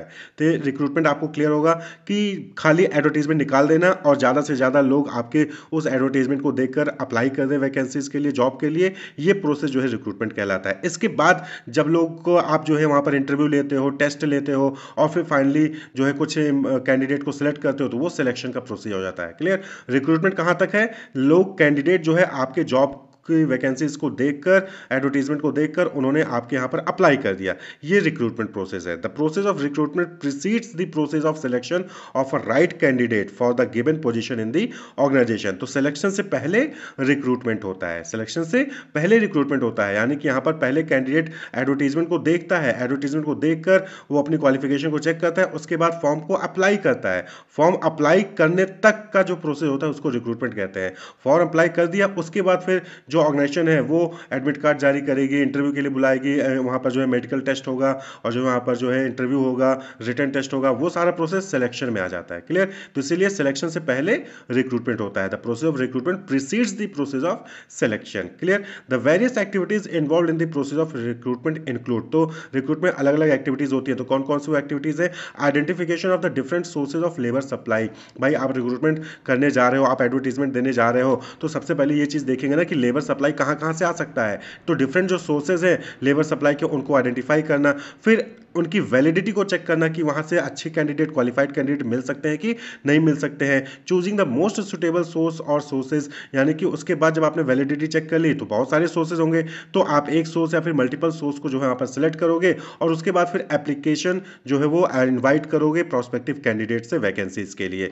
तो ये जो है यहाँ पर 4 इंपॉर्टेंट स्टेप्स होते हैं कह लीजिए रिक्रूटमेंट के। क्लियर? तो सबसे पहले जो ऑर्गेनाइजेशन है वो कहाँ कहाँ से लेबर सप्लाई आ सकती है उसको आइडेंटिफाई करेगी, उसकी वैलिडिटी को चेक करेगी, फिर जो है कुछ इंपॉर्टेंट बेस्ट सोर्सेज को सिलेक्ट करेगी और उसके बाद कैंडिडेट से एप्लीकेशन इनवाइट करेगी अपने यहाँ पे जो भी वैकेंसीज है, ऑर्गेनाइजेशन में जो भी वैकेंसीज है उसको फिल करने के लिए। तो ये जो है 4 इंपॉर्टेंट जो है स्टेप्स होते हैं। तो अब बात कर लें सोर्सेज ऑफ रिक्रूटमेंट की, यानी कि यहाँ पर बात हुई ना कि कौन कौन से रिक्रूट सोर्सेज हैं जहाँ से प्रोस्पेक्टिव कैंडिडेट को जो है वहाँ पर हायर किया जा सकता है।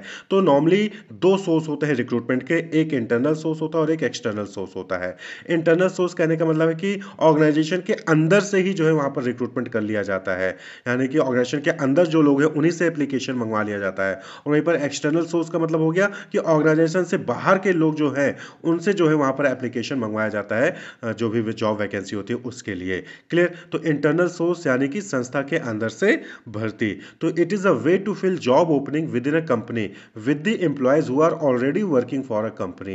यानी कि यहाँ पर क्या है कि जो हमारी कंपनी में जो ऑर्गेनाइजेशन में ऑलरेडी वर्क कर रहे होते हैं उन्हीं के जरिए जो है अपने यहाँ पर ऑर्गेनाइजेशन में जो भी जॉब ओपनिंग्स है उसको फुलफिल करना ही इंटरनल सोर्स कहलाता है। क्लियर। तो इंटरनल सोर्स में दो मेथड होते हैं, इंपॉर्टेंट मेथड है, that is transfer and promotion.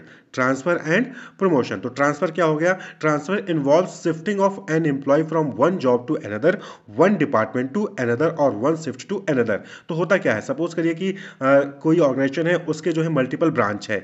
तो एक ब्रांच जो है लखनऊ में है, एक ब्रांच जो है दिल्ली में है। क्लियर। तो अब दिल्ली में जो है वहाँ पर बहुत सारे एम्प्लॉयज़ है कंपनी के पास, लखनऊ में जो है नया ब्रांच है, वहाँ पर एक जो है पोस्ट मैनेजर की वहाँ पर वैकेंट होती है। तो ऐसे केस में क्या करेगा जो ऑर्गेनाइजेशन है, वो अपने दिल्ली वाले ब्रांच से किसी पर्सन को वहाँ से ट्रांसफर करके लखनऊ भेज देगा।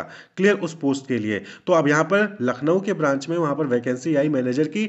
तो यहाँ पर कैसे रिक्रूटमेंट किया गया कि यहाँ पर ऑर्गेनाइजेशन ने अपने ही दूसरे ब्रांच से ट्रांसफर करके लखनऊ के उस ब्रांच में ट्रांसफर कर दिया है और जो लखनऊ के ब्रांच में वैकेंसी थी उसको फुलफिल कर दिया है। तो इसी को कहते हैं ट्रांसफर। क्लियर। तो ये क्या है, इसी को कहते हैं इंटरनल सोर्स ऑफ रिक्रूटमेंट। तो यहाँ पर क्या हुआ कि यहाँ पर जो है ऑर्गेनाइजेशन ने अपने ही एक ब्रांच से दूसरे ब्रांच में एम्प्लॉय को ट्रांसफर करके वहां पर वैकेंसी को फुलफिल कर दिया है। या फिर सपोज करिए कि मॉर्निंग शिफ्ट में ज्यादा लोग काम कर रहे थे, शाम को शिफ्ट में कम लोग कर रहे थे और शाम की शिफ्ट में एम्प्लॉय की रिक्वायरमेंट थी, तो मॉर्निंग शिफ्ट से शाम शिफ्ट में जो है वहां पर ट्रांसफर कर दिया गया। तो इस तरीके से जो है इंटरनली जो है ऑर्गेनाइजेशन वहां पर जॉब को जो भी वैकेंसी होती है उसको फिल करती है। It may lead to change in duties and responsibilities, working condition, but not necessarily salary। तो ट्रांसफर में क्या होता है कि यहाँ पर आपको एक जगह से दूसरी जगह भेज दिया जाएगा, एक शिफ्ट से दूसरी शिफ्ट में ट्रांसफर कर दिया जाता है एम्प्लॉय को। तो इस केस में क्या होता है कि ड्यूटीज जो रिस्पॉन्सिबिलिटीज हैं वो वहाँ पर चेंज हो सकती हैं, वर्किंग कंडीशन चेंज हो जाएगा, इन्वायरमेंट चेंज होएगा, आपके सबॉर्डिनेट सुपीरियर जो है वो चेंज हो जाएंगे, लेकिन सैलरी चेंज हो ऐसा जरूरी नहीं है। क्योंकि ट्रांसफर में क्या होता है कि एक जगह से दूसरी जगह ट्रांसफर किया जा रहा है, आपको आपकी जो पोजीशन होती है एम्प्लॉय की जो पोस्ट होती है उसमें कोई वहां पर बदलाव नहीं किया जाता है। तो it is practically a horizontal movement of employee. इसीलिए इसको हम क्या कहते हैं, हॉरिजॉन्टल मूवमेंट ऑफ एम्प्लॉय कहते हैं। क्यों? क्योंकि यहां पर जो है सेम लेवल पे ट्रांसफर हो रहा है, यहां पर अपर लेवल या लोअर लेवल पे नहीं, यहां पर सेम लेवल पे ट्रांसफर हो रहा है। तो ट्रांसफर में सेम लेवल में जो है वो एम्प्लॉय चेंज हो रहा है। लखनऊ में जिस पोस्ट पे था उसी पोस्ट में दिल्ली में है, दिल्ली में जिस पोस्ट पे था उसी पोस्ट पे जो है लखनऊ में ट्रांसफर करके भेज दिया गया। तो that is transfer, horizontal movement of employee. Clear. तो सैलरी यहां पर बढ़े ऐसा जरूरी नहीं होता है। हालांकि पर्क्स जो है पर्क्स में चेंजेस हो सकते हैं कि भाई लखनऊ का जो है वहाँ पर अलग जो है वहाँ पर पर्क्स मिलते थे और दिल्ली में जॉब करने पर वहाँ पर अलग पर्क्स मिलते हैं, जो कॉस्ट ऑफ लिविंग होती है वो चेंज हो जाती है। वहीं पर जो दूसरा इंटरनल सोर्स ऑफ रिक्रूटमेंट है दैट इज प्रमोशन। प्रमोशन नाम से क्लियर है कि यहाँ पर क्या हो रहा है कि यहाँ पर एम्प्लॉय की पोस्ट को चेंज किया जाता है, filling higher jobs by promoting employees from lower jobs. तो कोई लोअर रैंक पे है उसको प्रमोट करके हायर रैंक पे भेज देना, ये क्या है, प्रमोशन कहलाता है। और हायर लेवल पे अगर कोई वैकेंसी है तो उसको जो है लोअर लेवल के एम्प्लॉय को प्रमोट करके फुलफिल किया जा सकता है। तो प्रमोशन, इसको क्या कहते हैं, promotion. Promotion leads to shifting an employee to a higher position carrying higher responsibilities, facilities, status and pay. तो यहाँ पर क्या है कि यहाँ पर जो एम्प्लॉय है उसको और ज्यादा रिस्पांसिबिलिटीज मिलती हैं और ज्यादा फैसिलिटीज मिलती हैं और अच्छी खासी सैलरी भी इंक्रीज वहां पर हो जाती है। तो प्रमोशन में सैलरी इंक्रीज होती है, रिस्पांसिबिलिटीज भी इंक्रीज होंगी, फैसिलिटीज भी इंक्रीज होगा और सैलरी भी इंक्रीज होगा। क्लियर। ये प्रमोशन में होता है। तो प्रमोशन को क्या कहेंगे, vertical shift of employee. Promotion को क्या कहते हैं, vertical shifting of employee. Clear. तो ये प्रमोशन। तो इंटरनल सोर्स ऑफ रिक्रूटमेंट के जो है आप देखेंगे तो ट्रांसफर, प्रमोशन, ये दो इंपॉर्टेंट है। ट्रांसफर सेम लेवल पे जब एम्प्लॉय को ट्रांसफर कर दिया जाता है तो ट्रांसफर हो गया, और जब हायर पोजीशन पे एम्प्लॉय को जो है ट्रांसफर किया जाता है तो उसको प्रमोशन कहते हैं। तो जब भी किसी ब्रांच में कोई ऑर्गेनाइजेशन है, उसके मल्टीपल ब्रांच है और उसके किसी एक ब्रांच में ज्यादा स्टाफ हो गए, दूसरे ब्रांच में कम स्टाफ है, वहां पर रिक्वायरमेंट है एम्प्लॉयज की, तो वो ऑर्गेनाइजेशन क्या करती है, अपने जिस भी ब्रांच में ज्यादा स्टाफ है वहां से ट्रांसफर या फिर प्रमोट करके दूसरे ऑर्गेनाइजेशन में, दूसरे ब्रांच में जो है वहां पर ट्रांसफर कर देती है या फिर प्रमोट करके भेज देती है। तो इस तरीके से इंटरनली जो है वहां पर रिक्रूटमेंट हो जाता है। क्लियर। इसी तरीके से एम्प्लॉय को इससे क्या होता है कि इससे बेनिफिट ये है कि एम्प्लॉय को टर्मिनेट करने की जरूरत नहीं पड़ेगी, ज्यादा स्टाफ हो गया है तो इसकी वजह से एम्प्लॉय को टर्मिनेट करने की जरूरत नहीं पड़ती, बल्कि उसको ट्रांसफर करके प्रमोट करके दूसरी ब्रांच में भेज दीजिए। क्लियर। तो ये जो है इंटरनल सोर्स ऑफ रिक्रूटमेंट होता है। तो मेरिट की बात करें कि इंटरनल सोर्स ऑफ रिक्रूटमेंट के क्या मेरिट है, क्या बेनिफिट है, क्या फायदे हैं। तो सबसे पहला, employees are motivated to improve their performance. जब एम्प्लॉय को ये चीज़ पता होगी कि जो हायर पोजीशन है उस पर प्रमोट करके जो है एम्प्लॉय को भेजा जा सकता है, तो वो अपनी परफॉर्मेंस पे ज़्यादा फोकस करेगा, मोटिवेट रहेगा और ज़्यादा अच्छे से जो है वहाँ पर वो अपनी परफॉर्मेंस को शो करेगा। This is a more reliable way of recruitment since the candidate are already known to the organisation. यहाँ पर बेनिफिट क्या है, ऑर्गेनाइजेशन को भी है, क्योंकि ऑर्गेनाइजेशन उस एम्प्लॉय को ऑलरेडी जान रही है कि कौन एम्प्लॉय है, कौन कैसा परफॉर्म कर रहा है, तो उन्हीं में से जो है वो अच्छे को सिलेक्ट करके ट्रांसफर करके या फिर प्रमोट करके जो है वहाँ पर अपने यहाँ पर वैकेंसी को फुल कर सकती है। People recruited from within the organisation do not need induction training. अब क्या होगा कि ऑलरेडी आपके यहाँ पर ऑर्गेनाइजेशन में एम्प्लॉय काम कर रहा है, तो उसको दोबारा से आपको जो है सारा कुछ सिखाने की, सारा ट्रेनिंग देने की जरूरत नहीं पड़ेगी। उसको ऑर्गेनाइजेशन की सारी फंक्शनिंग ऑलरेडी पता होगी, बस उसको ट्रांसफर करके प्रमोट करके आप वहाँ पर वैकेंसी को फिल करते हैं। तो यहाँ पर जो है कहीं ना कहीं पैसा बच रहा है, टाइम भी बच जाता है ऑर्गेनाइजेशन का।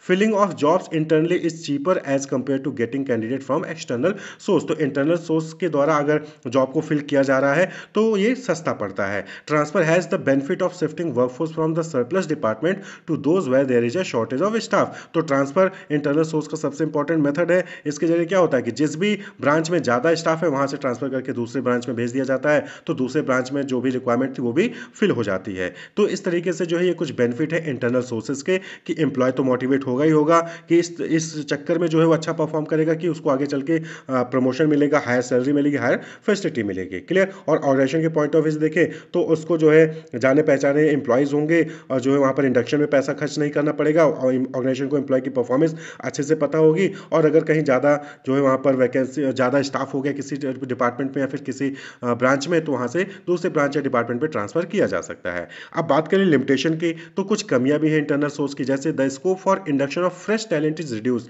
अगर इंटरनली जो है ऑर्गेनाइजेशन एम्प्लॉय का ट्रांसफर या फिर प्रमोशन करके जो है जॉब वैकेंसीज को फिल करेगी, तो इससे जो नया टैलेंट होगा, जो नई नॉलेज होगी लोगों में, वो जो है ऑर्गेनाइजेशन के अंदर नहीं आ पाएगी। It stop infusion of new blood into the organisation. तो नया ब्लड ऑर्गेनाइजेशन में नहीं आ पाता है अगर इंटरनली जो है वहाँ पर रिक्रूटमेंट होता है। The employees may become lethargic if they are sure of time bound promotion. ऐसे में क्या होगा कि लोगों को पता है कि हाँ 5 साल काम करने के बाद, 10 साल, 15, 20 साल बाद काम करेंगे तब जाके जो है वहाँ पर प्रमोशन मिलेगा, तो एम्प्लॉय जो है लेथार्जिक होते हैं, आलसी हो जाते हैं। A new enterprise can not use internal source of recruitment. Limitation internal source का ये भी है कि कोई नया इंटरप्राइज खुला है, अभी अभी नया उसका ओपनिंग हुआ है, तो उसके पास तो पहले से ही कोई एम्प्लॉय होंगे नहीं, तो उस केस में उसको एक्सटर्नल सोर्स का रिक्रूटमेंट, एक्सटर्नल सोर्स का इस्तेमाल करना पड़ेगा। ठीक है, नया इंटरप्राइज के पास ऑलरेडी एम्प्लॉय थोड़ी होंगे, उसको तो पहली बार तो नया रिक्रूटमेंट करना ही पड़ेगा एक्सटर्नल सोर्स से।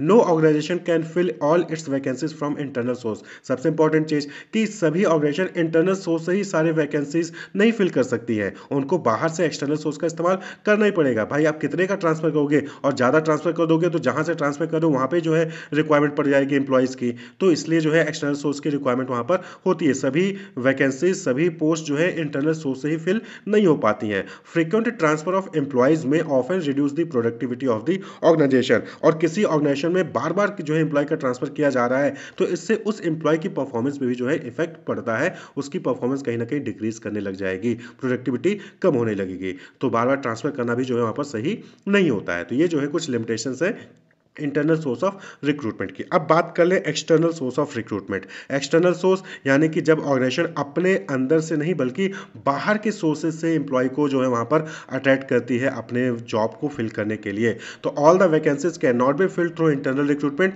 The existing staff may be insufficient और they may not fulfil the eligibility criteria for the jobs to be filled. तो कई बार ऐसा होता है कि जो भी वैकेंसी आई है ऑर्गेनाइजेशन में, उसके लिए एलिजिबल कैंडिडेट आपके ऑर्गेनाइजेशन में ऑलरेडी पहले से नहीं है। क्लियर, तो नहीं है, तो इस केस में ऑर्गेनाइजेशन को एक्सटर्नल सोर्सेज को देखना पड़ता है। तो external recruitment provide wide choice and bring new blood in the organisation. तो एक्सटर्नल सोर्सेज का इस्तेमाल करके जो है वहां पर बहुत सारे ऑप्शन, बहुत सारे कैंडिडेट मिलेंगे, जिसमें से बेस्ट कैंडिडेट को सिलेक्ट किया जा सकता है और साथ ही साथ नया टैलेंट जो है वो रिक्रूट किया जा सकता है।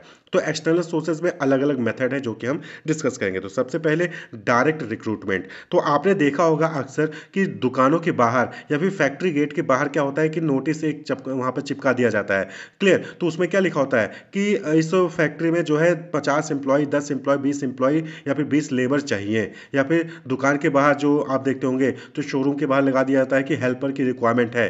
क्लियर? तो ये क्या है, इसी को डायरेक्ट रिक्रूटमेंट कहते हैं। तो a notice is placed on the notice board of the enterprise specifying the detail of the job available. तो उस फैक्ट्री में, उस ऑर्गेनाइजेशन में जो भी जॉब अवेलेबल होगी उसकी डिटेल जो है वो नोटिस पर लिखकर वहां पर चिपका दी जाती है, और जो भी लोग देखते हैं आते जाते वो उसको देखेंगे, और अगर वो इंटरेस्टेड होंगे तो वो जो है ऑर्गेनाइजेशन में कांटेक्ट करते हैं। तो इस तरीके से जो है कैंडिडेट वहां पर मिलते हैं। Job seekers assemble outside the premises of the organisation on the specified date and selection is done on the spot. तो वहां पर जो है उस नोटिस में एक स्पेसिफिक डेट और टाइम भी वहां पर दिया जाता है कि किस डेट को इंटरव्यू होगा, किस डेट को सिलेक्शन होगा। तो उस डेट पे जो भी जॉब सीकर्स थे, जिन्होंने भी नोटिस पढ़ा होगा, वो वहां पहुंच जाएंगे और जो है वो वहां पर सिलेक्शन प्रोसीजर में पार्टिसिपेट करते हैं। Followed usually for casual vacancies of unskilled और सेमी स्किल्ड जॉब्स। तो ये जो मेथड है डायरेक्ट रिक्रूटमेंट का, ये खासकर लेबर क्लास के जो एम्प्लॉइज होते हैं या जो अनस्किल्ड एम्प्लॉइज होते हैं उनके लिए जो है ये मेथड यूज किया जाता है। इन वर्कर को हम क्या कहते हैं, बदली वर्कर भी कहते हैं, और इनको जो पेमेंट होता है, जो रेम्यूनरेशन मिलता है, वो डेली बेसिस पे मिलता है। ये डेली वेजेस पे जो है इनको रिक्रूट किया जाता है। क्लियर? तो यहाँ पर सैलरी बेसिस पे नहीं होता, या जो कहते हैं ना व्हाइट कॉलर जॉब, ये नहीं होता है। तो जो सेमी स्किल्ड या फिर अनस्किल्ड एम्प्लॉय की रिक्रूटमेंट होती है उसके लिए डायरेक्ट रिक्रूटमेंट का मेथड वहां पर ऑर्गेनाइजेशन द्वारा यूज किया जाता है। Very inexpensive method as it does not involve any cost of advertising the vacancies. तो एक्सटर्नल सोर्स में बात करें तो एक्सटर्नल सोर्स में सबसे सस्ता डायरेक्ट रिक्रूटमेंट है। यहाँ पर एडवर्टाइजिंग का कोई कॉस्ट ही नहीं है। यहाँ पर फैक्ट्री के गेट के बाहर नोटिस लगा दिया, लोगों ने नोटिस देखा और उस डेट पे आ जाते हैं सिलेक्शन प्रोसीजर में पार्टिसिपेट करने के लिए। क्लियर? तो जो भी कैजुअल वैकेंसीज होती हैं, ये जो है डायरेक्ट रिक्रूटमेंट बहुत अच्छा तरीका है उसको फिल करने के लिए। क्लियर? बहुत जो है कोई अचानक से ऐसा प्रोजेक्ट आ गया जिसमें बहुत ज्यादा लेबर की रिक्वायरमेंट है, तो वहां आपने बाहर नोटिस निकाला और नोटिस चिपका के जो है ज्यादा से ज्यादा लोगों को वहां पर आप जो है हायर कर लेते हैं।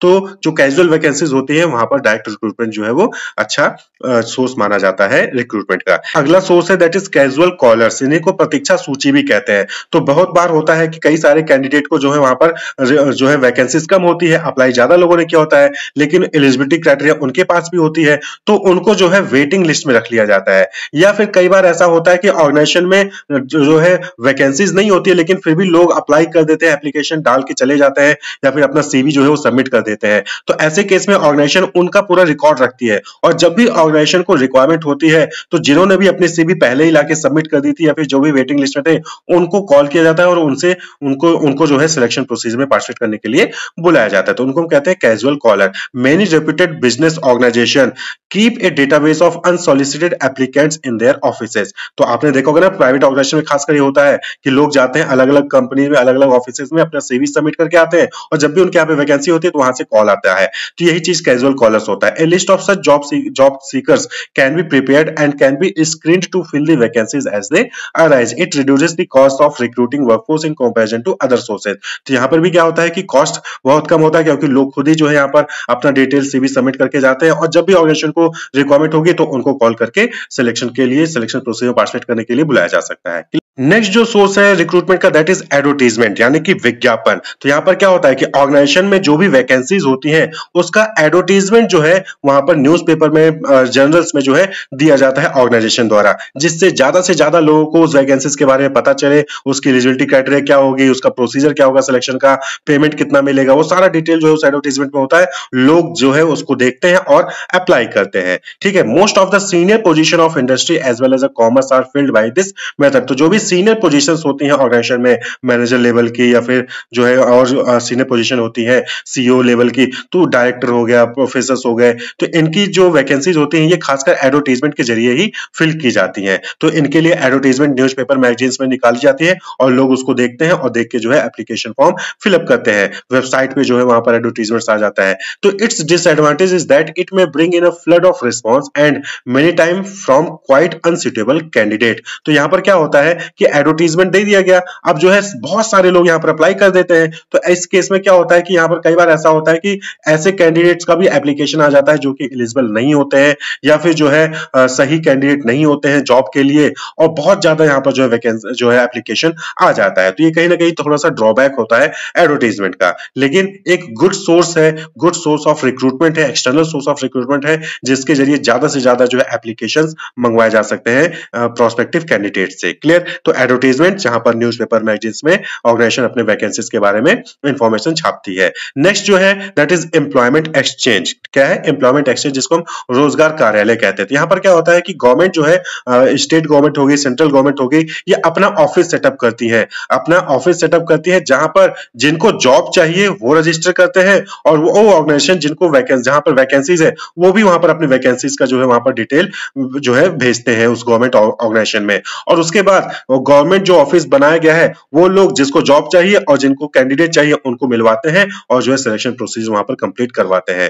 तो ये जो है क्या कहते हैं? एम्प्लॉयमेंट एक्सचेंज कहते हैं। आपने देखा होगा कि यूपी में जैसे सेवा योजन है, रोजगार संगम है यूपी गवर्नमेंट द्वारा, तो इनके जरिए जो है लोगों को जो है जॉब प्रोवाइड की जाती है और ऑर्गेनाइजेशन को एम्प्लॉइज मिलते हैं। तो यहाँ पर क्या होता है, ऑर्गेनाइजेशन यूपी गवर्नमेंट में रजिस्टर करती है और जो लोग को जॉब चाहिए वो भी जो है यूपी गवर्नमेंट के सेवा योजना या रोजगार संगम में रजिस्ट्रेशन करते हैं। फिर किसी पर्टिकुलर डेट पे दोनों यानी कि ऑर्गेनाइजेशन को और एम्प्लॉय को बुलाया जाता है और दोनों आपस में सामने बैठकर इंटरव्यू में जो भी सिलेक्शन प्रोसीजर होता है वो परफॉर्म करते हैं। तो it helps match job seekers with employers bye collecting and sharing information about job vacancies and available candidate. तो यहाँ पर क्या होता है कि जॉब सीकर को ऑर्गेनाइजेशन की डिटेल दे दी जाएगी कि कहां कहां पर वैकेंसीज है, और ऑर्गेनाइजेशन को कैंडिडेट की डिटेल दे दी जाती है कि कौन कौन लोग एलिजिबल है, कौन कौन लोग आपके लायक है, ऑर्गेनाइजेशन के लायक है। तो ये जो है एम्प्लॉयमेंट एक्सचेंज कहलाता है। तो employment exchange run by the government, government जो है इसको रन करती है।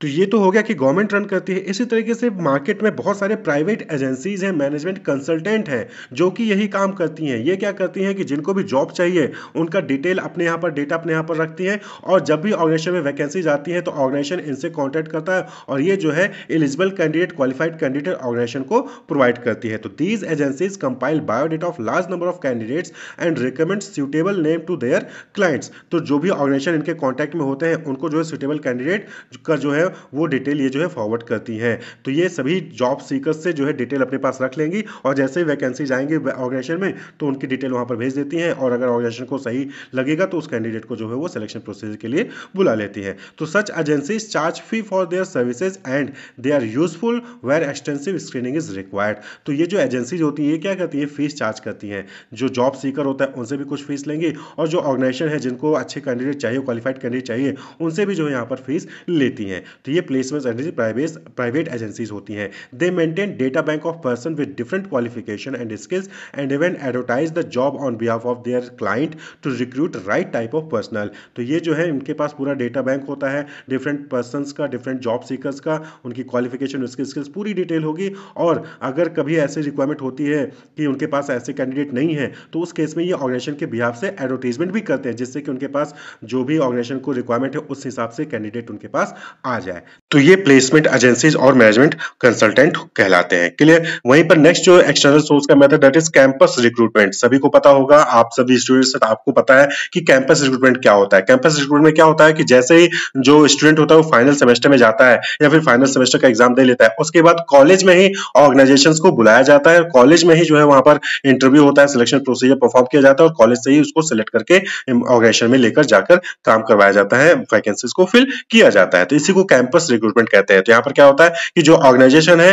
वो कॉलेज में, इंस्टीट्यूट में जाएगी, वहां से जो है कैंडिडेट को हायर करती है। तो इस strategy that companies use to hire recent graduates and college students for entry level position and internship. तो ऑर्गेनाइजेशन में कोई इंटर्नशिप है, कोई अप्रेंटिसशिप प्रोग्राम चलना है या फिर नए नए कैंडिडेट्स चाहिए, तो उस केस में ऑर्गेनाइजेशन कैंपस में, कॉलेज में, इंस्टीट्यूट में जाती है और वहीं पर जो है कैंडिडेट्स को हायर कर लेती है। इसके अलावा रिकमेंडेशन ऑफ एम्प्लॉइज। बहुत बार क्या होता है कि जो एम्प्लॉइज हैं ऑर्गेनाइजेशन में काम कर रहे हैं उन्होंने किसी को रिकमेंड किया होता है। जब यहाँ ये खासकर जब एक दो वैकेंसीज होती हैं तो एम्प्लॉय के रिकमेंडेशन में, प्राइवेट ऑर्गेनाइजेशन में, और गवर्नमेंट में नहीं, प्राइवेट ऑर्गेनाइजेशन में रिकमेंडेशन से ही जो है वो फुलफिल कर लिया जाता है। ऐसे ही अगला जो मेथड है दैट इज लेबर कॉन्ट्रैक्टर। तो बहुत सारे ऐसे लोग होते हैं कि जिनके पास बहुत सारे लेबर्स होते हैं, और अगर किसी ऑर्गेनाइजेशन को 50 लेबर की रिक्वायरमेंट है तो वो लेबर कॉन्ट्रैक्ट के पास जाएंगे और लेबर कॉन्ट्रैक्टर 50 लेबर जो है वो उनको प्रोवाइड कर देगा। तो लेबर कॉन्ट्रैक्टर के जरिए जो भी वहां पर रिक्रूटमेंट हो सकता है। वेब पब्लिशिंग, जो कि आजकल यूज किया जा रहा है, जो है डिफरेंट आप देखेंगे प्लेटफॉर्म naukri.com हो गया,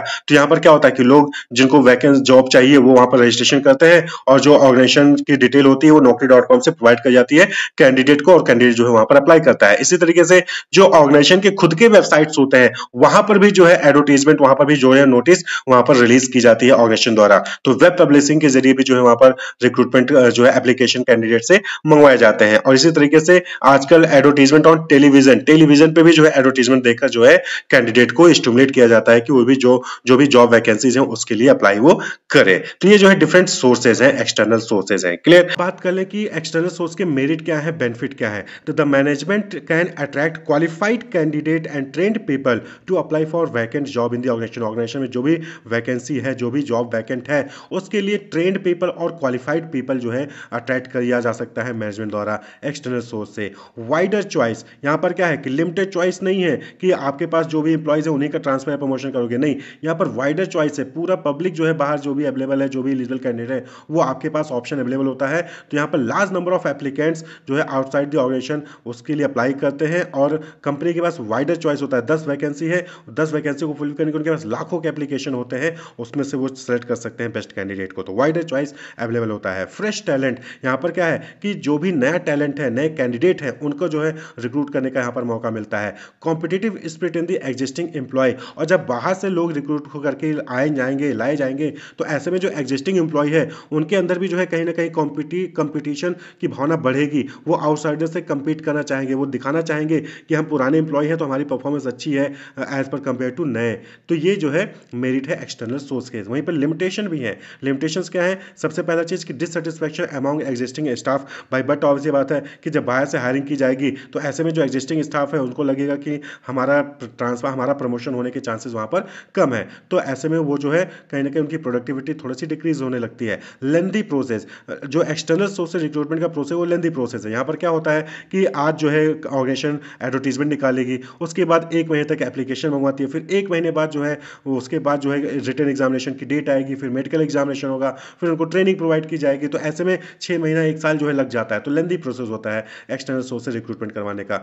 और ये कॉस्टली प्रोसेस है। कॉस्टली क्यों है? क्योंकि यहाँ पर पैसा जो है कंपनी को, ऑर्गेनाइजेशन को जो है खर्च करना पड़ता है रिक्रूटमेंट के लिए। भाई एडवर्टीजमेंट दोगे तो न्यूज़पेपर को एडवर्टीजमेंट का पैसा देना पड़ेगा, प्रोफेशनल एजेंसीज हैं तो उनको जो है पैसा देना पड़ता है। तो यहाँ पर जो कहीं ना कहीं कॉस्टली प्रोसेस, हालांकि सारे मेथड एक्सटर्नल सोर्स के सारे मेथड जो है कॉस्टली नहीं है, लेकिन कुछ मेथड जो कि खासकर यूज़ किए जाते हैं वो कॉस्टली पड़ते हैं। एडवर्टीजमेंट करवा रहे हो तो वहाँ पर पैसा देना पड़ेगा। क्लियर? जो है आप अगर वेबसाइट पर पब्लिश करवा रहे हो तो वहाँ पर जो है आपको पैसा देना पड़ेगा एडवर्टीजमेंट कंपनीज को। तो जो है ये कॉस्टली भी होता है और टाइम कंज्यूमिंग भी होता है। तो ये कुछ लिमिटेशंस थे एक्सटर्नल सोर्स ऑफ रिक्रूटमेंट के। तो एक्सटर्नल सोर्स में कौन कौन से थे आप सभी ने देखे। सबसे पहला डायरेक्ट रिक्रूटमेंट, फिर कैजुअल कॉलर, फिर एडवर्टीजमेंट, फिर employment exchange, placement agencies, campus recruitment, recommendation of employee, labour contractor, web publishing और एडवर्टाइजिंग ऑन टेलीविजन। और वहीं पर जो इंटरनल सोर्स ऑफ रिक्रूटमेंट थे वो 2 ही थे, ट्रांसफर एंड प्रमोशन। रिक्रूटमेंट के फीचर्स की बात करें तो पहला फीचर्स तो यही हो गया कि क्या है, पॉजिटिव फंक्शन है, क्योंकि यहाँ पे मैक्सिमम कैंडिडेट से जो है आप एप्लीकेशन फॉर्म भरवाने की कोशिश करते हो, यहाँ पे आप किसी को रिजेक्ट नहीं करते हो। दूसरा कंटिन्यूअस फंक्शन है, क्योंकि यहाँ पे क्या होता है कि आप रिक्रूटमेंट करोगे, लोग जाएंगे, उसके बाद हो सकता है कि कोई रिटायर हो रहा है, हो सकता है किसी का प्रमोशन हो गया, किसी का ट्रांसफर हो गया, या फिर किसी ने कंपनी छोड़ के चले जाते हैं। तो उस केस में क्या है कि फिर से आपको रिक्रूटमेंट फंक्शन परफॉर्म करना पड़ता है। तो ये क्या है, कंटिन्यूअस फंक्शन है। लिंकिंग एक्टिविटी, रिक्रूटमेंट के जरिए ही तो कैंडिडेट और एम्प्लॉयर एक दूसरे से मिलते हैं। भाई कैंडिडेट बहुत सारे हो सकता है कि ग्रेजुएशन करके, पोस्ट ग्रेजुएशन करके बैठे हों, लेकिन जब तक एडवर्टीजमेंट आएगा नहीं तब तक एम्प्लॉयर कैंडिडेट से मिलेगा नहीं। तो इसलिए जो रिक्रूटमेंट है वो क्या है, लिंकिंग एक्टिविटी है। परवेसिव फंक्शन, परवेसिव फंक्शन कहने का मतलब कि रिक्रूटमेंट और सिलेक्शन एक ऐसा प्रोसेस है जो कि हर ऑर्गेनाइजेशन में परफॉर्म होता है, हर ऑर्गेनाइजेशन में इस एक्टिविटी को परफॉर्म करना पड़ता है। और दूसरा इंपॉर्टेंट चीज़ कि ये 2 वे प्रोसेस है। 2 वे प्रोसेस यानी कि रिक्रूटमेंट ऑर्गेनाइजेशन पब्लिश करती है और वहाँ सामने से कैंडिडेट उस रिक्रूटमेंट को देख के, उस एडवर्टीजमेंट को देख के अप्लाई करता है। तो ये 2 वे प्रोसेस यानी कि दोनों तरफ से एक्टिविटीज परफॉर्म की जाती हैं रिक्रूटमेंट में। क्लियर? अब बात कर लें रिक्रूटमेंट प्रोसेस की। तो रिक्रूटमेंट प्रोसेस सिंपल सा है कि पहली चीज़ तो आप पहले यहाँ पे क्या करते हो, HRP आपने पहले डिस्कस कर लिया हमने, ह्यूमन रिसोर्स प्लानिंग। तो यहाँ पे क्या होता है, रिक्रूटमेंट प्लानिंग किया जाता है कि कितने नंबर ऑफ एप्लीकेंट चाहिए, क्वालिफिकेशन क्या होनी चाहिए, उनका जॉब लोकेशन क्या होगा, क्योंकि रिक्रूटमेंट एडवर्टीजमेंट जो होता है ना उसमें ये सारी डिटेल्स आपको देनी पड़ेंगी कि कौन सी पोस्ट के लिए वैकेंसीज है, नंबर ऑफ पोस्ट कितना है, उसके लिए क्वालिफिकेशन क्या होनी चाहिए, एक्सपीरियंस क्या होना चाहिए। सारी चीज़ें आप एडवर्टीजमेंट में दोगे तो उसके लिए पहले आप क्या करोगे, रिक्रूटमेंट रिक्रूटमेंट प्लानिंग कर लोगे। क्लियर। उसके बाद सोर्सेज ऑफ रिक्रूटमेंट, यानी कि आप ढूंढोगे कि कौन कौन से सोर्सेज हैं, इंटरनली रिक्रूट करना चाहते हो या फिर एक्सटर्नल जाके रिक्रूट करना चाहते हो, या फिर किसी कॉलेज में जाके रिक्रूटमेंट ड्राइव करना चाहते हो, या फिर किसी लेबर कॉन्ट्रैक्ट से जाके कॉन्टैक्ट करना चाहते हो, या फिर कोई एम्प्लॉयमेंट एजेंसी है उनसे जाके कॉन्टैक्ट करना चाहते हो। यानी कि सोर्सेज ऑफ रिक्रूटमेंट को आप सर्च करोगे, उसको कॉन्टैक्ट करोगे और फिर एक एप्लीकेशन पूल तैयार करोगे। यानी कि बहुत सारे 10 वैकेंसीज हैं आपके यहाँ पे, तो 10 के लिए आप कम से कम 100 लोगों का एक एप्लीकेशन पूल तैयार कर लोगे। एप्लीकेशन पूल यानी कि बहुत सारा एप्लीकेशन आप मंगवा लोगे और उसके बाद उन एप्लीकेशन में से आप क्या करते हो, सिलेक्शन करते हो। तो ये जो एप्लीकेशन पूल है यहीं तक का काम क्या कहलाता है, रिक्रूटमेंट कहलाता है। उसके बाद सिलेक्शन आ जाता है जो कि हम आगे डिस्कस करेंगे। क्लियर। तो रिक्रूटमेंट प्रोसेस यही होता है कि सबसे पहले आप रिक्रूटमेंट प्लानिंग करोगे कि किस डिपार्टमेंट में वैकेंसीज है, कितने नंबर ऑफ वैकेंसीज हैं, उसकी क्वालिफिकेशन क्या होनी चाहिए, उसका जॉब लोकेशन क्या होगा, उसमें रिस्पॉन्सिबिलिटीज़ क्या होंगी, उसमें एक्सपीरियंस क्या चाहिए होगा, उसकी सैलरी क्या होगी, पैकेज क्या होगा, वो सारा डिटेल जो है आप प्लान करते हो। उसके बाद एडवर्टीजमेंट पब्लिश करते हो, डिफरेंट डिफरेंट जो सोर्सेज होते हैं रिक्रूटमेंट के उनको कॉन्टैक्ट करोगे और एक एप्लीकेशन पूल तैयार करते हैं। क्लियर। कौन कौन से फैक्टर हैं जो रिक्रूटमेंट को अफेक्ट करते हैं, तो उसमें कुछ एक्सटर्नल फैक्टर्स होते हैं, कुछ इंटरनल फैक्टर्स होते हैं। एक्सटर्नल फैक्टर की बात करें तो जैसे सप्लाई एंड डिमांड, यानी कि आप जिस भी लोकेशन में है, जिस भी कंट्री में है, वहाँ पे जो लेबर है, जो एम्प्लॉय है, उनकी कितनी सप्लाई है और कितना डिमांड है। ज़्यादा डिमांड है, सप्लाई कम है, तो बट ऑब्वियसली आपको कॉस्टली पड़ेगा और रिक्रूटमेंट में जब भी आप जब भी आप एडवर्टीजमेंट पब्लिश करोगे तो उतने कैंडिडेट नहीं आएंगे जितना आप सोचते हैं। अनएम्प्लॉयमेंट रेट कैसा है, ज़्यादा अनएम्प्लॉयमेंट है तो आपके पास ज़्यादा एप्लीकेशन आएंगे, कम अनएम्प्लॉयमेंट है तो आपके पास एप्लीकेशन कम आएंगे। हो सकता है 10 वैकेंसीज आपके यहाँ हैं और हो सकता है कि 10 में से खाली 5 ही एप्लीकेशन फॉर्म आए। क्यों? क्योंकि अनएम्प्लॉयमेंट कम है। लेकिन अनएम्प्लॉयमेंट ज़्यादा होगा तो 10 की जगह 10 वैकेंसीज के लिए आपको हज़ारों एप्लीकेशन आ सकते हैं। जैसा कि आप देखते भी होंगे कि 100 पोस्ट के लिए, 50 पोस्ट के लिए लाखों एप्लीकेशन चले जाते हैं गवर्नमेंट जॉब के केस में। क्लियर। नेक्स्ट है लेबर मार्केट। तो लेबर मार्केट यानी कि आप जिस भी ऑर्गेनाइजेशन में हैं, जिस भी एरिया में हैं, उस एरिया में लेबर है कि नहीं है, लेबर मार्केट अवेलेबल है कि नहीं है। आप देखते होंगे अक्सर चौराहों पर बहुत सारे लेबर्स जो है खड़े रहते हैं सुबह सुबह कि कहीं उनको कोई काम मिल जाए। तो लेबर मार्केट यानी कि आप जिस एरिया में वहाँ पे लेबर मार्केट है कि नहीं है। अगर नहीं है तो उस केस में फिर आपको एडवर्टीजमेंट करना पड़ेगा, आपको जो है एक्सटर्नल सोर्सेज का रिक्रूटमेंट जो है वो सर्च करना पड़ेगा।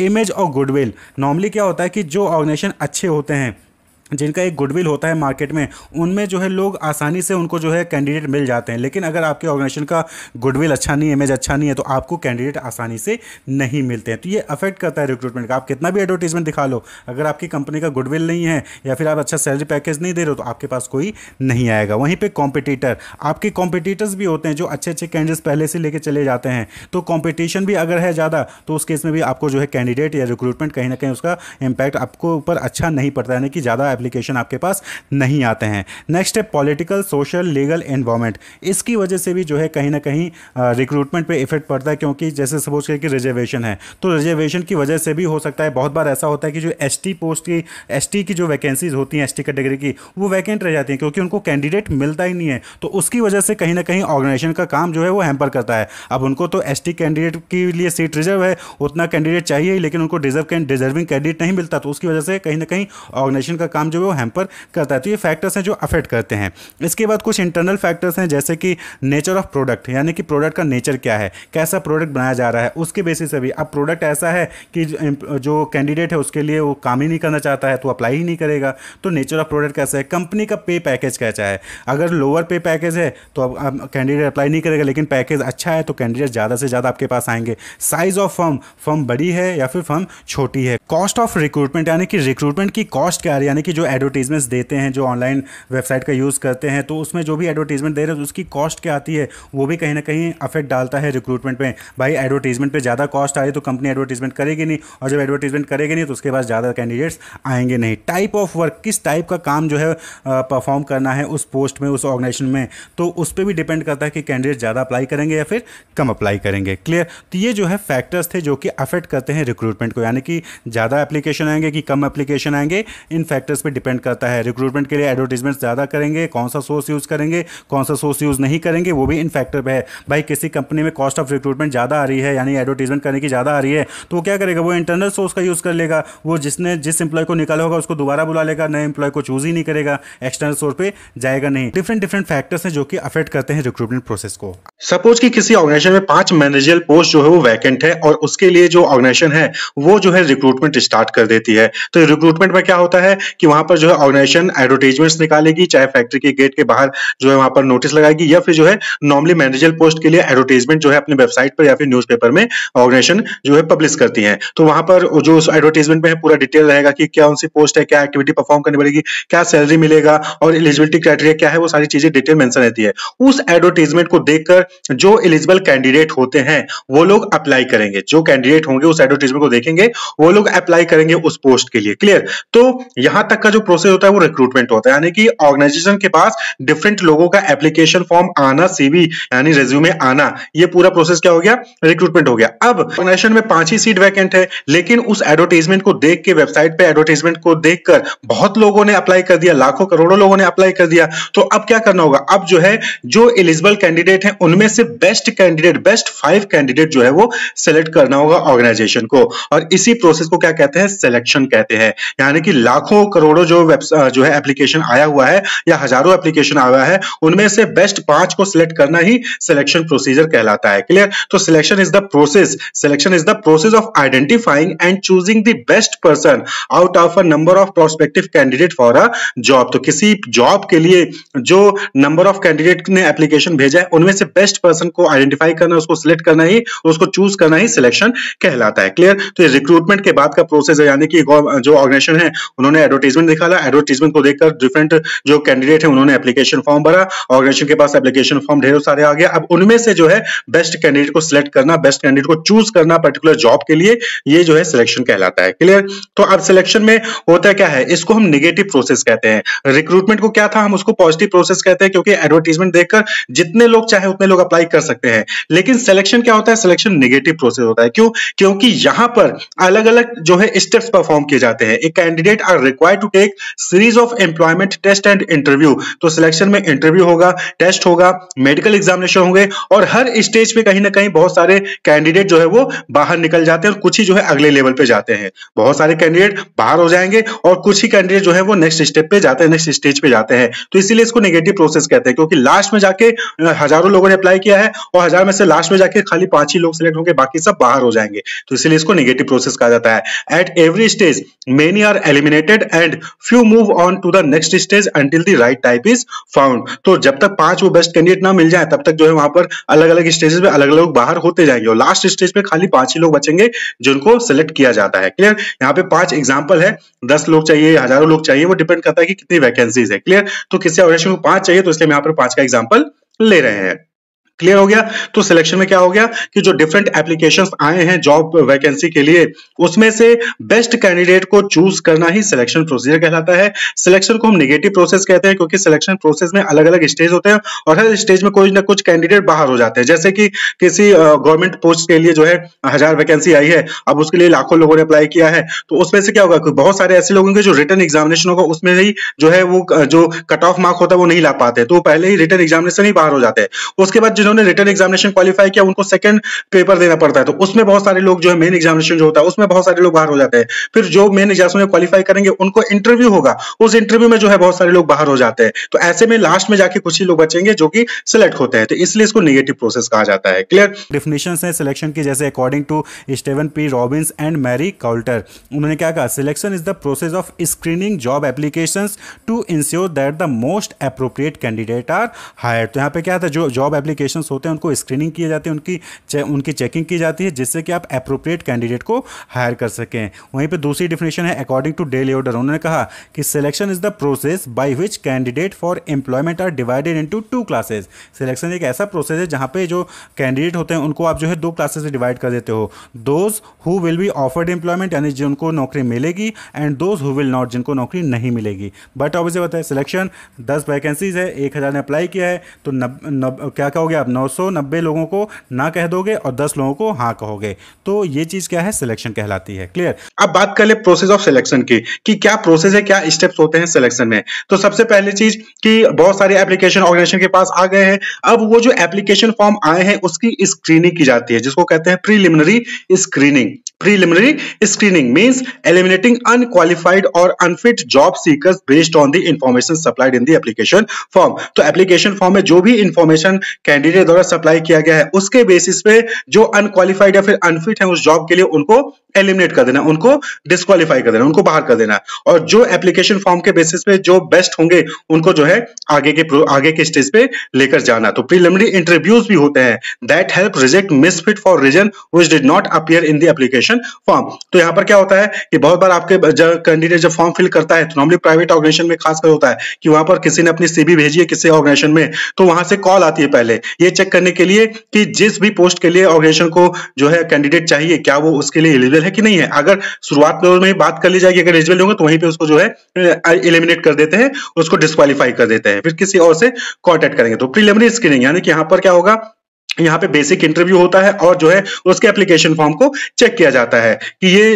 जो है आगे जाके ये जो है सिलेक्ट हो सकता है कि नहीं हो सकता है, यहीं पर जो है इसको डिसाइड कर लिया जाता है यानी कि वो क्वालिफाइड है कि नहीं है, जिस भी पर्पज के लिए जो है कैंडिडेट चाहिए उसके लिए वो एलिजिबल है यानी उसके पास वो चीज स्किल है नॉलेज है कि नहीं है वो चेक किया जाता है यहाँ पर। उसके बाद फिर आता है सिलेक्शन टेस्ट। क्या आता है? सिलेक्शन टेस्ट यानी कि यहाँ पर क्या होगा, रिटन एग्जामिनेशन होता है। तो कुछ एग्जामिनेशन में डायरेक्ट इंटरव्यू होता है कुछ पोस्ट में और कुछ पोस्ट के लिए वहां पर रिटन एग्जामिनेशन होगा। तो गवर्नमेंट जो भी मैक्सिमम आप गवर्नमेंट जॉब देखेंगे वहां पे क्या होता है, वहां पर रिटन एग्जामिनेशन होता है, वो भी जो है प्रीलिम होगा, उसके बाद फिर मेंस होगा, फिर इंटरव्यू होता है। तो जो रिटन एग्जामिनेशन होता है उसको हम क्या कहते हैं, सिलेक्शन टेस्ट कहते हैं। तो सिलेक्शन टेस्ट जो होता है वो अलग अलग कैरेक्टरिस्टिक्स को मेजर करने के लिए कंडक्ट कराया जाता है। तो वो जो है ऑनलाइन भी हो सकता है, कोई फिजिकल एक्सरसाइज भी हो सकती है या फिर पेन और पेपर पेंसिल बेस्ड भी एग्जामिनेशन हो सकता है। क्लियर? तो सिलेक्शन टेस्ट में वहां पर रिटन एग्जामिनेशन चाहे वो डिस्क्रिप्टिव एग्जामिनेशन हो, चाहे वो एमसीक्यू बेस्ड एग्जामिनेशन हो या फिर कोई एक्सरसाइज हो, उसके बेसिस पे वहां पर जो टेस्ट कंडक्ट कराया जाता है। क्लियर? जैसे कि अगर किसी प्रोफेसर की जो है वहां पर असिस्टेंट प्रोफेसर का जो है वैकेंसी आई है तो असिस्टेंट प्रोफेसर को सब्जेक्ट की नॉलेज है कि नहीं है, इस चीज को चेक करने के लिए वहां पर जो है एग्जामिनेशन कंडक्ट कराया जाता है। तो these characteristics range from aptitude such as manual dictionary to intelligence to personality. तो अलग अलग चीजों के लिए जो है वहां पर टेस्ट कंडक्ट कराए जाते हैं। तो जिस भी नेचर की जॉब होगी उससे रिलेटेड जो है वहां पर एग्जामिनेशन कंडक्ट कराया जाएंगे। तो जैसे कि डिक्सटैरिटी है, तो डिक्सटैरिटी का मतलब होता है कि क्या वो पर्सन अपने हाथों से कोई काम जो है कर सकता है कि नहीं कर सकता है। क्योंकि बहुत सारे ऐसे जॉब्स होते हैं जहाँ पर हैंड का यूज़ करके जो है वहाँ पर वो काम करना होता है, मशीन चलाना है या फिर पैकिंग करनी है, बहुत सारे ऐसे पोस्ट होते हैं, जॉब्स होती हैं। तो उस केस में डिक्सटैरिटी को वहाँ पर चेक किया जाता है कि क्या वो पर्सन हाथों से काम कर सकता है कि नहीं कर सकता है। तो अलग अलग टाइप के टेस्ट जो है वहाँ पर कंडक्ट कराए जाते हैं चेक करने के लिए कि कैंडिडेट एलिजिबल है या फिर नहीं है। तो जैसे कि कुछ इंपॉर्टेंट टेस्ट हम यहाँ पर देखें तो जैसे इंटेलिजेंस टेस्ट होता है। तो इंटेलिजेंस टेस्ट यानी कि यहाँ पर बुद्धिमत्ता को चेक किया जाता है। Important psychological test use to measure the level of intelligence quotient of an individual. तो कोई इंडिविजुअल कितना बुद्धिमान है, कितना नॉलेजेबल है, उस चीज को चेक करने के लिए यहाँ पर इंटेलिजेंस टेस्ट का कंडक्ट कराया जाता है। It is an indicator of persons learning ability और the ability to make decision and judgement. क्या वो डिसाइड कर सकता है कोई प्रॉब्लमेटिक सिचुएशन आगे ऑर्गेनाइजेशन में, तो क्या वो उसमें डिसीजन ले सकता है कि नहीं सकता, कोई जजमेंट कैसे लेगा। तो उस चीज को जज करने के लिए इंटेलिजेंस टेस्ट जो है वो कंडक्ट कराया जाता है। इसी तरीके से एक टेस्ट होता है एप्टीट्यूड टेस्ट। एप्टीट्यूड टेस्ट में क्या होता है कि ये चेक किया जाता है कि पर्सन जो है कैपेबल है कि नहीं है आगे डेवलप होने के लिए। It is a measure of individuals potential for learning new skill. क्या वो पर्सन कुछ नए नए स्किल्स को लर्न कर सकता है कि नहीं कर सकता, उसके अंदर कैपेबिलिटी है कि नहीं है कि अपने आप को डेवलप कर सकेगा आगे चल के, या फिर आज जैसा वैसा हमेशा रहेगा। तो इस चीज को चेक करने के लिए एप्टीट्यूड टेस्ट होता है। इसी तरह से पर्सनैलिटी टेस्ट। पर्सनैलिटी टेस्ट में कि पर्सन की जो इमोशंस है या फिर उसका रिएक्शन क्या होगा, उसके अंदर मैच्योरिटी है कि नहीं है, वैल्यू सिस्टम क्या है उसका, इस चीज को जो है वो चेक किया जाता है। यानी ओवरऑल पर्सनैलिटी जो है वो पर्सन की चेक की जाती है पर्सनैलिटी टेस्ट द्वारा। यानी कि सपोज करिए कि मैनेजर है तो बहुत सारे एम्प्लॉय ने जो है वहां पर हंगामा कर दिया या फिर जो है धरना प्रदर्शन करने लगे, तो उस सिचुएशन में मैनेजर कैसे डील करेगा, हड़ताल पर चलेगा तो मैनेजर कैसे डील करेगा, या फिर जो है सारे जो एम्प्लॉयज हैं वर्कर्स हैं वो हल्ला करने लग गए तो मैनेजर अपने इमोशंस को कंट्रोल कर पा रहा है कि नहीं कर पा रहा है। तो उस चीज को चेक करने के लिए पर्सनैलिटी टेस्ट जो है कंडक्ट कराया जाता है। इसी तरीके से आता है ट्रेड टेस्ट। ट्रेड टेस्ट नाम से क्लियर है कि यहाँ पर पर्टिकुलर जॉब को परफॉर्म करने के लिए जो भी स्किल्स जो नॉलेज होनी चाहिए क्या वो एम्प्लॉय के अंदर है कि नहीं, कैंडिडेट के अंदर है कि नहीं है, उस चीज को चेक करने के लिए ट्रेड टेस्ट होता है। तो these test measure the existing skill of the individual, measure the level of knowledge and proficiency in the area of profession और टेक्निकल ट्रेनिंग। अब जैसे कि एचआर मार्केटिंग के लिए मार्केटिंग मैनेजर हम जो है वहाँ पर रिक्रूट कर रहे हैं, तो क्या उस पर्सन को मार्केटिंग के बारे में नॉलेज है कि नहीं है, वो जो टेस्ट होगा वो ट्रेड टेस्ट कराएगा। कोई मशीन चलानी है उसके लिए कैंडिडेट जो है सेलेक्ट करना है, तो उस मशीन के बारे में उसको नॉलेज है कि नहीं है, कि मशीन कैसे ऑपरेट होती है, क्या क्या पार्ट होते हैं, वो सारी चीज़ उसको आती है कि नहीं आती है। तो उससे रिलेटेड जो टेस्ट होता है वो क्या कहलाएगा, वो ट्रेड टेस्ट कहलाएगा। तो ट्रेड टेस्ट और एप्टीट्यूड टेस्ट में दोनों में डिफरेंस क्या है कि जो एप्टीट्यूड टेस्ट है वो इस चीज़ को मेजर करता है कि क्या आगे चल के नए स्किल्स लर्न कर पाएगा कि नहीं लर्न कर पाएगा कैंडिडेट। वहीं पर जो ट्रेड टेस्ट है वो इस चीज़ को चेक करता है कि अभी प्रेजेंटली उसके पास क्या नॉलेज है उस ट्रेड को लेकर, उस पोस्ट को लेकर। क्लियर। नेक्स्ट जो टेस्ट है दैट इज इंटरेस्ट टेस्ट। नाम से क्लियर है कि कैंडिडेट का इंटरेस्ट किस एरिया में है, किस फील्ड में है, वो किस चीज़ों में इन्वॉल्व होता है, उस चीज़ को फाइंड आउट करने के लिए, मेजर करने के लिए, जानने के लिए इंटरेस्ट टेस्ट कंडक्ट कराया जाता है। That are use to know the pattern of interest और इन्वॉल्वमेंट ऑफ अ पर्सन। यहाँ पर जो है उसके इंटरेस्ट और उसके प्रेफरेंस को लेकर क्वेश्चंस पूछे जाते हैं, जैसे what activities do you enjoy the most, या फिर do you prefer working alone और इन टीम। यानी कि जो कैंडिडेट है वो टीम में काम करना पसंद करता है, फिर अकेले काम करना पसंद करता है, कौन सी एक्टिविटी में उसको जो है अच्छा लगता है। तो ये जो है इंटरेस्ट टेस्ट हो गया। तो अलग अलग पर्पज के लिए अलग अलग टाइप ऑफ टेस्ट जो है वहाँ पर कंडक्ट कराए जाते हैं। क्लियर।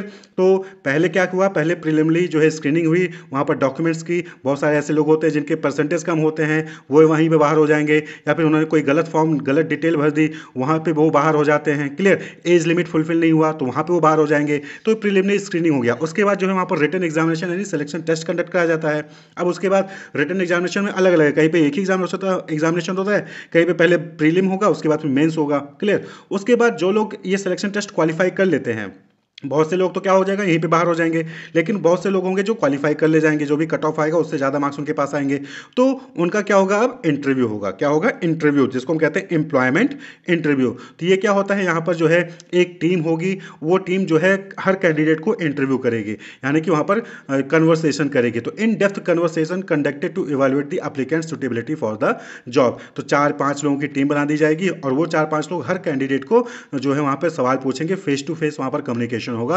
कन्वर्सेशन होगा, जहां पर आपके अंदर क्या स्किल है, आप कैसे बात करते हो, कैसे मैनेज करते हो, आपकी जो है पूरे पर्सनैलिटी वहां पर जो है चेक की जाती है, आपका नॉलेज भी वहां पर चेक किया जाएगा। क्लियर। उसके बाद जब एम्प्लॉयमेंट इंटरव्यू हो जाता है तो जो लोग इंटरव्यू में क्वालिफाई करेंगे, अब इंटरव्यू के मार्क्स जो आएंगे और जो रिटन टेस्ट के मार्क्स आएंगे उनको कंबाइन करके मेरिट लिस्ट बनती है। जब कैंडिडेट एप्लीकेशन फॉर्म फिल करता है तो वहां पर उससे कुछ रेफरेंसेज मांगे जाते हैं, यानी कि यहाँ पर डिटेल्स मांगी जाती है कि आप पहले कहां पे किस कंपनी में काम कर चुके हैं उसकी डिटेल दीजिए, या फिर आपको जानने वाले कोई प्रोफेसर है, कोई स्कूल कॉलेज के प्रिंसिपल हैं, उनका जो है वहां पर डिटेल दीजिए। तो 2 लोग 3 लोगों का नाम जो है वहां पर जो है मांगा जाता है एप्लीकेशन फॉर्म में, या फिर अगर वो पहले से किसी दूसरे कंपनी में काम कर चुका है तो उस कंपनी की डिटेल मांगी जाती है कि कौन सी कंपनी में कितने साल तक किया, वो क्या पोस्ट वहां पर परफॉर्म किया है। क्लियर। तो यहां पर क्या होता है, ये जो डिटेल मांगी जाती है वो क्यों मांगी जाती है, वहां पर क्रॉस चेक करने के लिए मांगी जाती है कि जो कैंडिडेट है उसका बैकग्राउंड सही है कि नहीं है, वो सही से परफॉर्म करता है कि नहीं करता है। Many employer request name, address and telephone number of references for the purpose of verifying information and gaining additional information on an applicant. जैसे कि गवर्नमेंट जॉब में होता है कि गवर्नमेंट जॉब में वहां पर चेक किया जाता है कि जो पर्सन है उसके ऊपर कोई क्रिमिनल केस तो नहीं है, तो जहां से भी वो पर्सन बिलोंग करता है, कैंडिडेट बिलोंग करता है, वहां के थाने में जाएंगी, वहां पर रिपोर्ट लगेगी, रिपोर्ट बनेगी, अगर रिपोर्ट सब सही होगी, कोई भी वहां पर जो केस नहीं होगा, तब जो है उसको वेरीफाई किया जाता है। तो रेफरेंस और बैकग्राउंड चेक भी जो है यहाँ पर किया जाता है कि कोई ऐसा क्रिमिनल केस तो नहीं है उस कैंडिडेट का। Previous employer, known person, teacher and university professor can act as a references. तो रेफरेंसेस में जैसे कोई फ्रेशर है तो अपने यूनिवर्सिटी के प्रोफेसर का नाम, अपने टीचर का नाम जो है वो दे सकता है, या फिर किसी जानने वाले का नाम दे सकते हो, अपने कलीग का नाम दे सकते हैं, या फिर जहां आपने पहले काम किया है वहां के एम्प्लॉयर का भी डिटेल आप वहां पर दे सकते हैं रेफरेंस या फिर बैकग्राउंड चेक में। क्लियर। तो ये हो गया। इसके बाद जब बैकग्राउंड चेक कर लिया जाता है, सारी चीजें क्लियर होती हैं, तो अब आता है नेक्स्ट जो final step, that is decision, यानी कि कौन सेलेक्ट किया जाएगा जो भी वैकेंट पोस्ट है उसके लिए। The final decision has to be made from among the candidate who pass the test, interview and reference check. जो लोग टेस्ट पास कर लिए, इंटरव्यू पास कर लिए और उनका रेफरेंस भी सब सही था, तो अब जो है उनमें से सिलेक्ट करना होता है बेस्ट कैंडिडेट को, फाइनल सिलेक्शन यहाँ पर डिसाइड करना होता है। तो नॉर्मली जो मेरिट लिस्ट बनती है यहाँ पर रिटन एग्जामिनेशन, इंटरव्यू और जो रेफरेंस चेक होता है उसके बेसिस पे यहाँ पर जो क्या होता है मेरिट लिस्ट बनती है, और जो टॉप कैंडिडेट होंगे उन्हीं को जो है सिलेक्ट किया जाता है, और अब उनको जो है भेजा जाएगा मेडिकल एग्जामिनेशन के लिए, यानी कि ये चेक किया जाएगा कि क्या वो मेडिकली फिट है कि नहीं है, यानी कि उनकी जो हेल्थ है वो सही है कि नहीं सही है उस जॉब को परफॉर्म करने के लिए। तो after the selection decision and before the job offer is made, तो सिलेक्शन डिसीजन के बाद और जॉब ऑफर यानी जो ऑफर लेटर मिलता है, अपॉइंटमेंट लेटर मिलता है, उससे पहले ये जो है मेडिकल एग्जामिनेशन कंडक्ट कराया जाता है। The candidate is required to undergo a medical fitness test. The job offer is given to the candidate being declared fit after the medical examination. तो मेडिकल एग्जामिनेशन के बाद जो है उसकी फिजिकल हेल्थ जो है चेक कर ली जाती है, उसके बाद जो है उसको वहां पर जो है जॉब ऑफर दिया जाता है। तो डिसाइड कर लिया गया कि हाँ ये फाइनल कैंडिडेट है, अब उन फाइनल कैंडिडेट का मेडिकल एग्जामिनेशन होगा। अगर कोई मेडिकली अनफिट पाया जाता है तो यहां पर उसको बाहर भी कर दिया जाएगा। तो मेडिकल एग्जामिनेशन हो गया। अब मेडिकल एग्जामिनेशन के बाद जो कैंडिडेट फिट होंगे उनको जो है अपॉइंटमेंट लेटर यानी कि जॉब ऑफर वहां पर दे दिया जाता है। Offering job to those applicants who have passed all the previous hurdles, जो पीछे के प्रीवियस हर्डल्स थे, रुकावटें थी, selection test, interview, reference check, medical examination, ये सारी चीजें जिन्होंने जो है पार कर ली, अब उनको जो है यहाँ पर जॉब ऑफर कर दिया जाता है। Made through a letter of appointment और कंफर्म हिज हर एक्सेप्टेंस। तो यहाँ पर क्या है, अपॉइंटमेंट लेटर जो है बाय ईमेल, बाय पोस्ट वहां पर कैंडिडेट को भेज दिया जाता है और कैंडिडेट को अपना एक्सेप्टेंस भी वहां पर देना होता है कि हाँ वो इस जॉब को एक्सेप्ट कर रहा है। Such a letter generally contains a date by which the appointee must report on duty, the appointee must be given reasonable time for reporting. तो जो अपॉइंटमेंट लेटर होता है उसमें जो है वहां पर अपॉइंटी हो यानी कि कैंडिडेट को जो सिलेक्ट किया गया है उसको जो है टाइम और डेट बताया जाता है कि कब तक उसको जो है ऑर्गेनाइजेशन में आकर रिपोर्ट कर देना है, और नॉर्मली जो है वहां पर उसको एक हफ्ते का, एक महीने का तक का टाइम वहां पर दे दिया जाता है कि वो एक हफ्ते, एक महीने के अंदर जो है आके रिपोर्ट करे ऑर्गेनाइजेशन में। क्लियर? तो अपॉइंटमेंट लेटर वहां पर दिया जाता है। और अपॉइंटमेंट लेटर के बाद जब कैंडिडेट रिपोर्ट करता है तो वहां पर जो है कॉन्ट्रैक्ट ऑफ एम्प्लॉयमेंट कॉन्ट्रैक्ट जो है वहां पर बनाया जाता है। वो कॉन्ट्रैक्ट क्या होगा, एक तरीके का जो है वो रजिस्टर्ड डॉक्यूमेंट होता है जहां पर सारी डिटेल उस जॉब को लेकर, उस पोस्ट को लेकर, उसकी रिस्पॉन्सिबिलिटी, उसकी ड्यूटीज, उसका जो है कब से उसने ज्वाइन किया, कब तक वो रहेगा, क्या रेट ऑफ पे होगा उसको, कैसे जो है वर्क आवर क्या होगा, लीव का रूल क्या होगा, सिकनेस का रूल क्या होगा, ग्रेवियांस प्रोसीजर क्या होगा, डिसिप्लिनरी प्रोसीजर होगा, सारा कुछ वर्क से रिलेटेड रूल रेगुलेशन सब जो है वहां पर मेंशन होता है। तो after the job offer has been made and the candidate accept the offer, certain document need to be executed by the employer and the candidate. Clear? तो उसमें जो है क्या इंपॉर्टेंट डॉक्यूमेंट होता है, contract of employment. One such document is the attestation form. एक attestation form भी होता है जहां पर कैंडिडेट को अपने सारे डॉक्यूमेंट को अटेस्ट करके वहां पर उसको सबमिट करना पड़ेगा। This form contains certain vital details about the candidate which are authenticated and attested by him or her. Attestation form will be a valid record for the future reference. तो उस attestation form में क्या होता है कि जो candidate होता है वो अपनी डिटेल, अपनी डॉक्यूमेंट्स की डिटेल और अपना डॉक्यूमेंट्स अटेस्ट करके, सेल्फ अटेस्ट करके वहां पर अटैच करके कंपनी को सबमिट करता है, और साथ ही साथ कंपनी की तरफ से उसको एक एम्प्लॉयमेंट का कॉन्ट्रैक्ट भी दिया जाता है। बहुत सारे ऐसे जॉब होते हैं जहां पर 2-3 साल तक का जो है आप वहां पर 2-3 साल से पहले छोड़ नहीं सकते हो। अगर 2-3 साल से पहले छोड़ोगे तो वहां पर जो है एक फाइन भी देना पड़ेगा कैंडिडेट को। यानी कि अगर सपोज करें कि बैंक में होता है नॉर्मली कि बैंक में किसी पर्सन की जॉब लग गई और अगर 2 साल से पहले वो छोड़ के जा रहा है तो उसको उस केस में 2 लाख रुपए, 3 लाख रुपए वो ऑर्गेनाइजेशन को देना पड़ता है। तो ये जो कॉन्ट्रैक्ट होता है, जॉब कॉन्ट्रैक्ट ऑफ एम्प्लॉयमेंट, इसमें जो है ये सारी डिटेल होती है। उसमें जॉब टाइटल क्या होगा, ड्यूटीज क्या होंगी, रिस्पॉन्सिबिलिटीज क्या होंगी, डेट ऑफ ज्वाइनिंग क्या होगा, ठीक है, कैसे जो है उसको पे किया जाएगा, अलाउंसेस क्या होंगे, आवर ऑफ वर्क क्या होगा, यानी कि कितने से कितने बजे तक काम करना पड़ेगा, वर्क रूल क्या होगा, एम्प्लॉयमेंट टर्मिनेशन कब कब हो सकता है, ये सारी डिटेल जो है वहां पर उसमें रहती है। तो ये जो है कॉन्ट्रैक्ट ऑफ एम्प्लॉयमेंट हो गया। और इसके बाद जो है फिर वहां पर जब पर्सन सेलेक्ट कर लिया जाता है, ऑफर एक्सेप्ट हो जाता है, ये एम्प्लॉयमेंट कॉन्ट्रैक्ट बन जाता है, साइन हो जाता है, उसके बाद फिर उस पर्सन को ट्रेनिंग दी जाती है पर्टिकुलर जॉब को परफॉर्म करने के लिए 6 महीने 1 साल की, और उसके बाद जो है वो बंदा अपना काम वहां पर परफॉर्म करने लग जाता है। तो अगर हम यहाँ पे समराइज करें प्रोसेस ऑफ सिलेक्शन को, तो सबसे पहले नॉर्मली क्या होता है कि ऑर्गेनाइजेशन को पता चलता है कि हाँ उसके यहाँ पर इतनी सीट्स वैकेंट है, इतनी पोजीशन खाली है। उसके बाद फिर जो ऑर्गेनाइजेशन डिसाइड करती है कि उसको इंटरनल या फिर एक्सटर्नल सोर्स ऑफ रिक्रूटमेंट का यूज करना है। अगर उसने एक्सटर्नल सोर्स ऑफ रिक्रूटमेंट का यूज किया है तो वहां पर जो है बहुत सारे कैंडिडेट उसके यहाँ पर अप्लाई करेंगे। फिर उस जो भी एप्लीकेशन फॉर्म आया उसकी प्रिलिमिनरी स्क्रीनिंग की जाएगी, यानी कि वहां पर पहले ही एप्लीकेशन फॉर्म के बेसिस पे ही वहां पर बहुत सारे कैंडिडेट को रिजेक्ट कर दिया जाएगा। हो सकता है कुछ का परसेंटेज कम हो, कुछ की एज लिमिट ज्यादा हो, तो वो जो है अलग अलग बेसिस पे वहां पर जो है शुरुआत में ही स्क्रीनिंग में ही जो है वहां पर डिस्क्वालीफाई कर दिया जाता है। उसके बाद जो लोग के डॉक्यूमेंट सही होंगे उनका सिलेक्शन टेस्ट होगा, रिटन टेस्ट होगा, जो क्वालिफाई करेंगे उनका इंटरव्यू होगा। इंटरव्यू के बाद जो है उनका रेफरेंस और बैकग्राउंड चेक किया जाता है। उसके बाद सिलेक्शन डिसीजन लिया जाएगा कि कौन लोग सिलेक्ट होंगे। उसके बाद फिर मेडिकल एग्जामिनेशन वहां पर उनका कंडक्ट कराया जाता है। फिर जो भी मेडिकली फिट होंगे उनको जॉब ऑफर यानी अपॉइंटमेंट लेटर दिया जाता है। अपॉइंटमेंट लेटर के बाद वहां पर एम्प्लॉयमेंट कॉन्ट्रैक्ट जो है वो डेवलप किया जाता है, जहां पर सारी डिटेल जॉब को लेकर, टर्मिनेशन को लेकर, सैलरी को लेकर, टाइम को लेकर, सारी जो प्रमोशन को लेकर सारी डिटेल वहां पर होती है। और लास्ट में जो ऑर्गेनाइजेशन है वो इस चीज को भी चेक करती है कि जो सिलेक्शन प्रोसीजर था वो इफेक्टिव था कि नहीं था। ऐसा तो नहीं कि कहीं सिलेक्शन प्रोसीजर में कुछ गड़बड़ी थी, तो इस चीज को भी वहां पर चेक किया जाता है। तो ये जो है पूरा प्रोसेस होता है सिलेक्शन का। के लिए ऑब्जेक्टिव क्या है सिलेक्शन का, तो देखिए बट ऑब्वियस बात है कि सिलेक्ट सुटेबल कैंडिडेट। हम सिलेक्शन के जरिए जो सुटेबल कैंडिडेट हैं, जो बेस्ट कैंडिडेट हैं, उनको सिलेक्ट करने की कोशिश की जाती है। Verifies applicant capabilities. सिलेक्शन में आप जो अलग अलग एप्लीकेंट होते हैं उनकी कैपेबिलिटी को वेरीफाई करते हो कि हाँ जो हमें पोस्ट चाहिए था उसके लिए जो क्वालिफिकेशन चाहिए था वो उसके पास है या नहीं है। तो यहाँ पे आप क्या करते हो, वेरीफाई करते हो, place right candidate at right job, इसके जरिए सिलेक्शन के जरिए जो राइट कैंडिडेट है राइट जॉब के लिए उसको प्लेस करते हो। Clear. Generate information about candidate, यहाँ पे आप देखेंगे तो हर कैंडिडेट के बारे में इंफॉर्मेशन जनरेट की जाती हो, तभी तो आप कंपेयर करोगे कि कौन बेस्ट है कौन बेस्ट नहीं है। और इंपॉर्टेंट चीज़ सेव कॉस्ट, इससे क्या है कि कॉस्ट बचती है। कॉस्ट कैसे बचती है, देखिए अब होता क्या है कि रिक्रूटमेंट सिलेक्शन में कॉस्ट आती है। अब आपने एक बार रिक्रूटमेंट कर लिया, अगर आपने बेस्ट कैंडिडेट नहीं चूज़ किया तो हो सकता है कि 1 महीने बाद या 2 महीने बाद वो एम्प्लॉय आपका ऑर्गेनाइजेशन छोड़ के चला जाए। अगर वो ऑर्गेनाइजेशन आपका छोड़ के चला जाता है तो इससे ऑर्गेनाइजेशन का काम तो हैम्पर होगा। अब आपको दोबारा से रिक्रूटमेंट सिलेक्शन करना पड़ेगा उस एक पोस्ट के लिए, फिर से उतना खर्चा आएगा। तो अगर आप बेस्ट कैंडिडेट पहली बार में चूज़ कर लोगे तो आपका कॉस्ट क्या है वो बचेगा। तो ये सेफ कॉस्ट। क्लियर। तो होप आपको डाउट क्लियर होंगे। Wish you all the best, keep watching.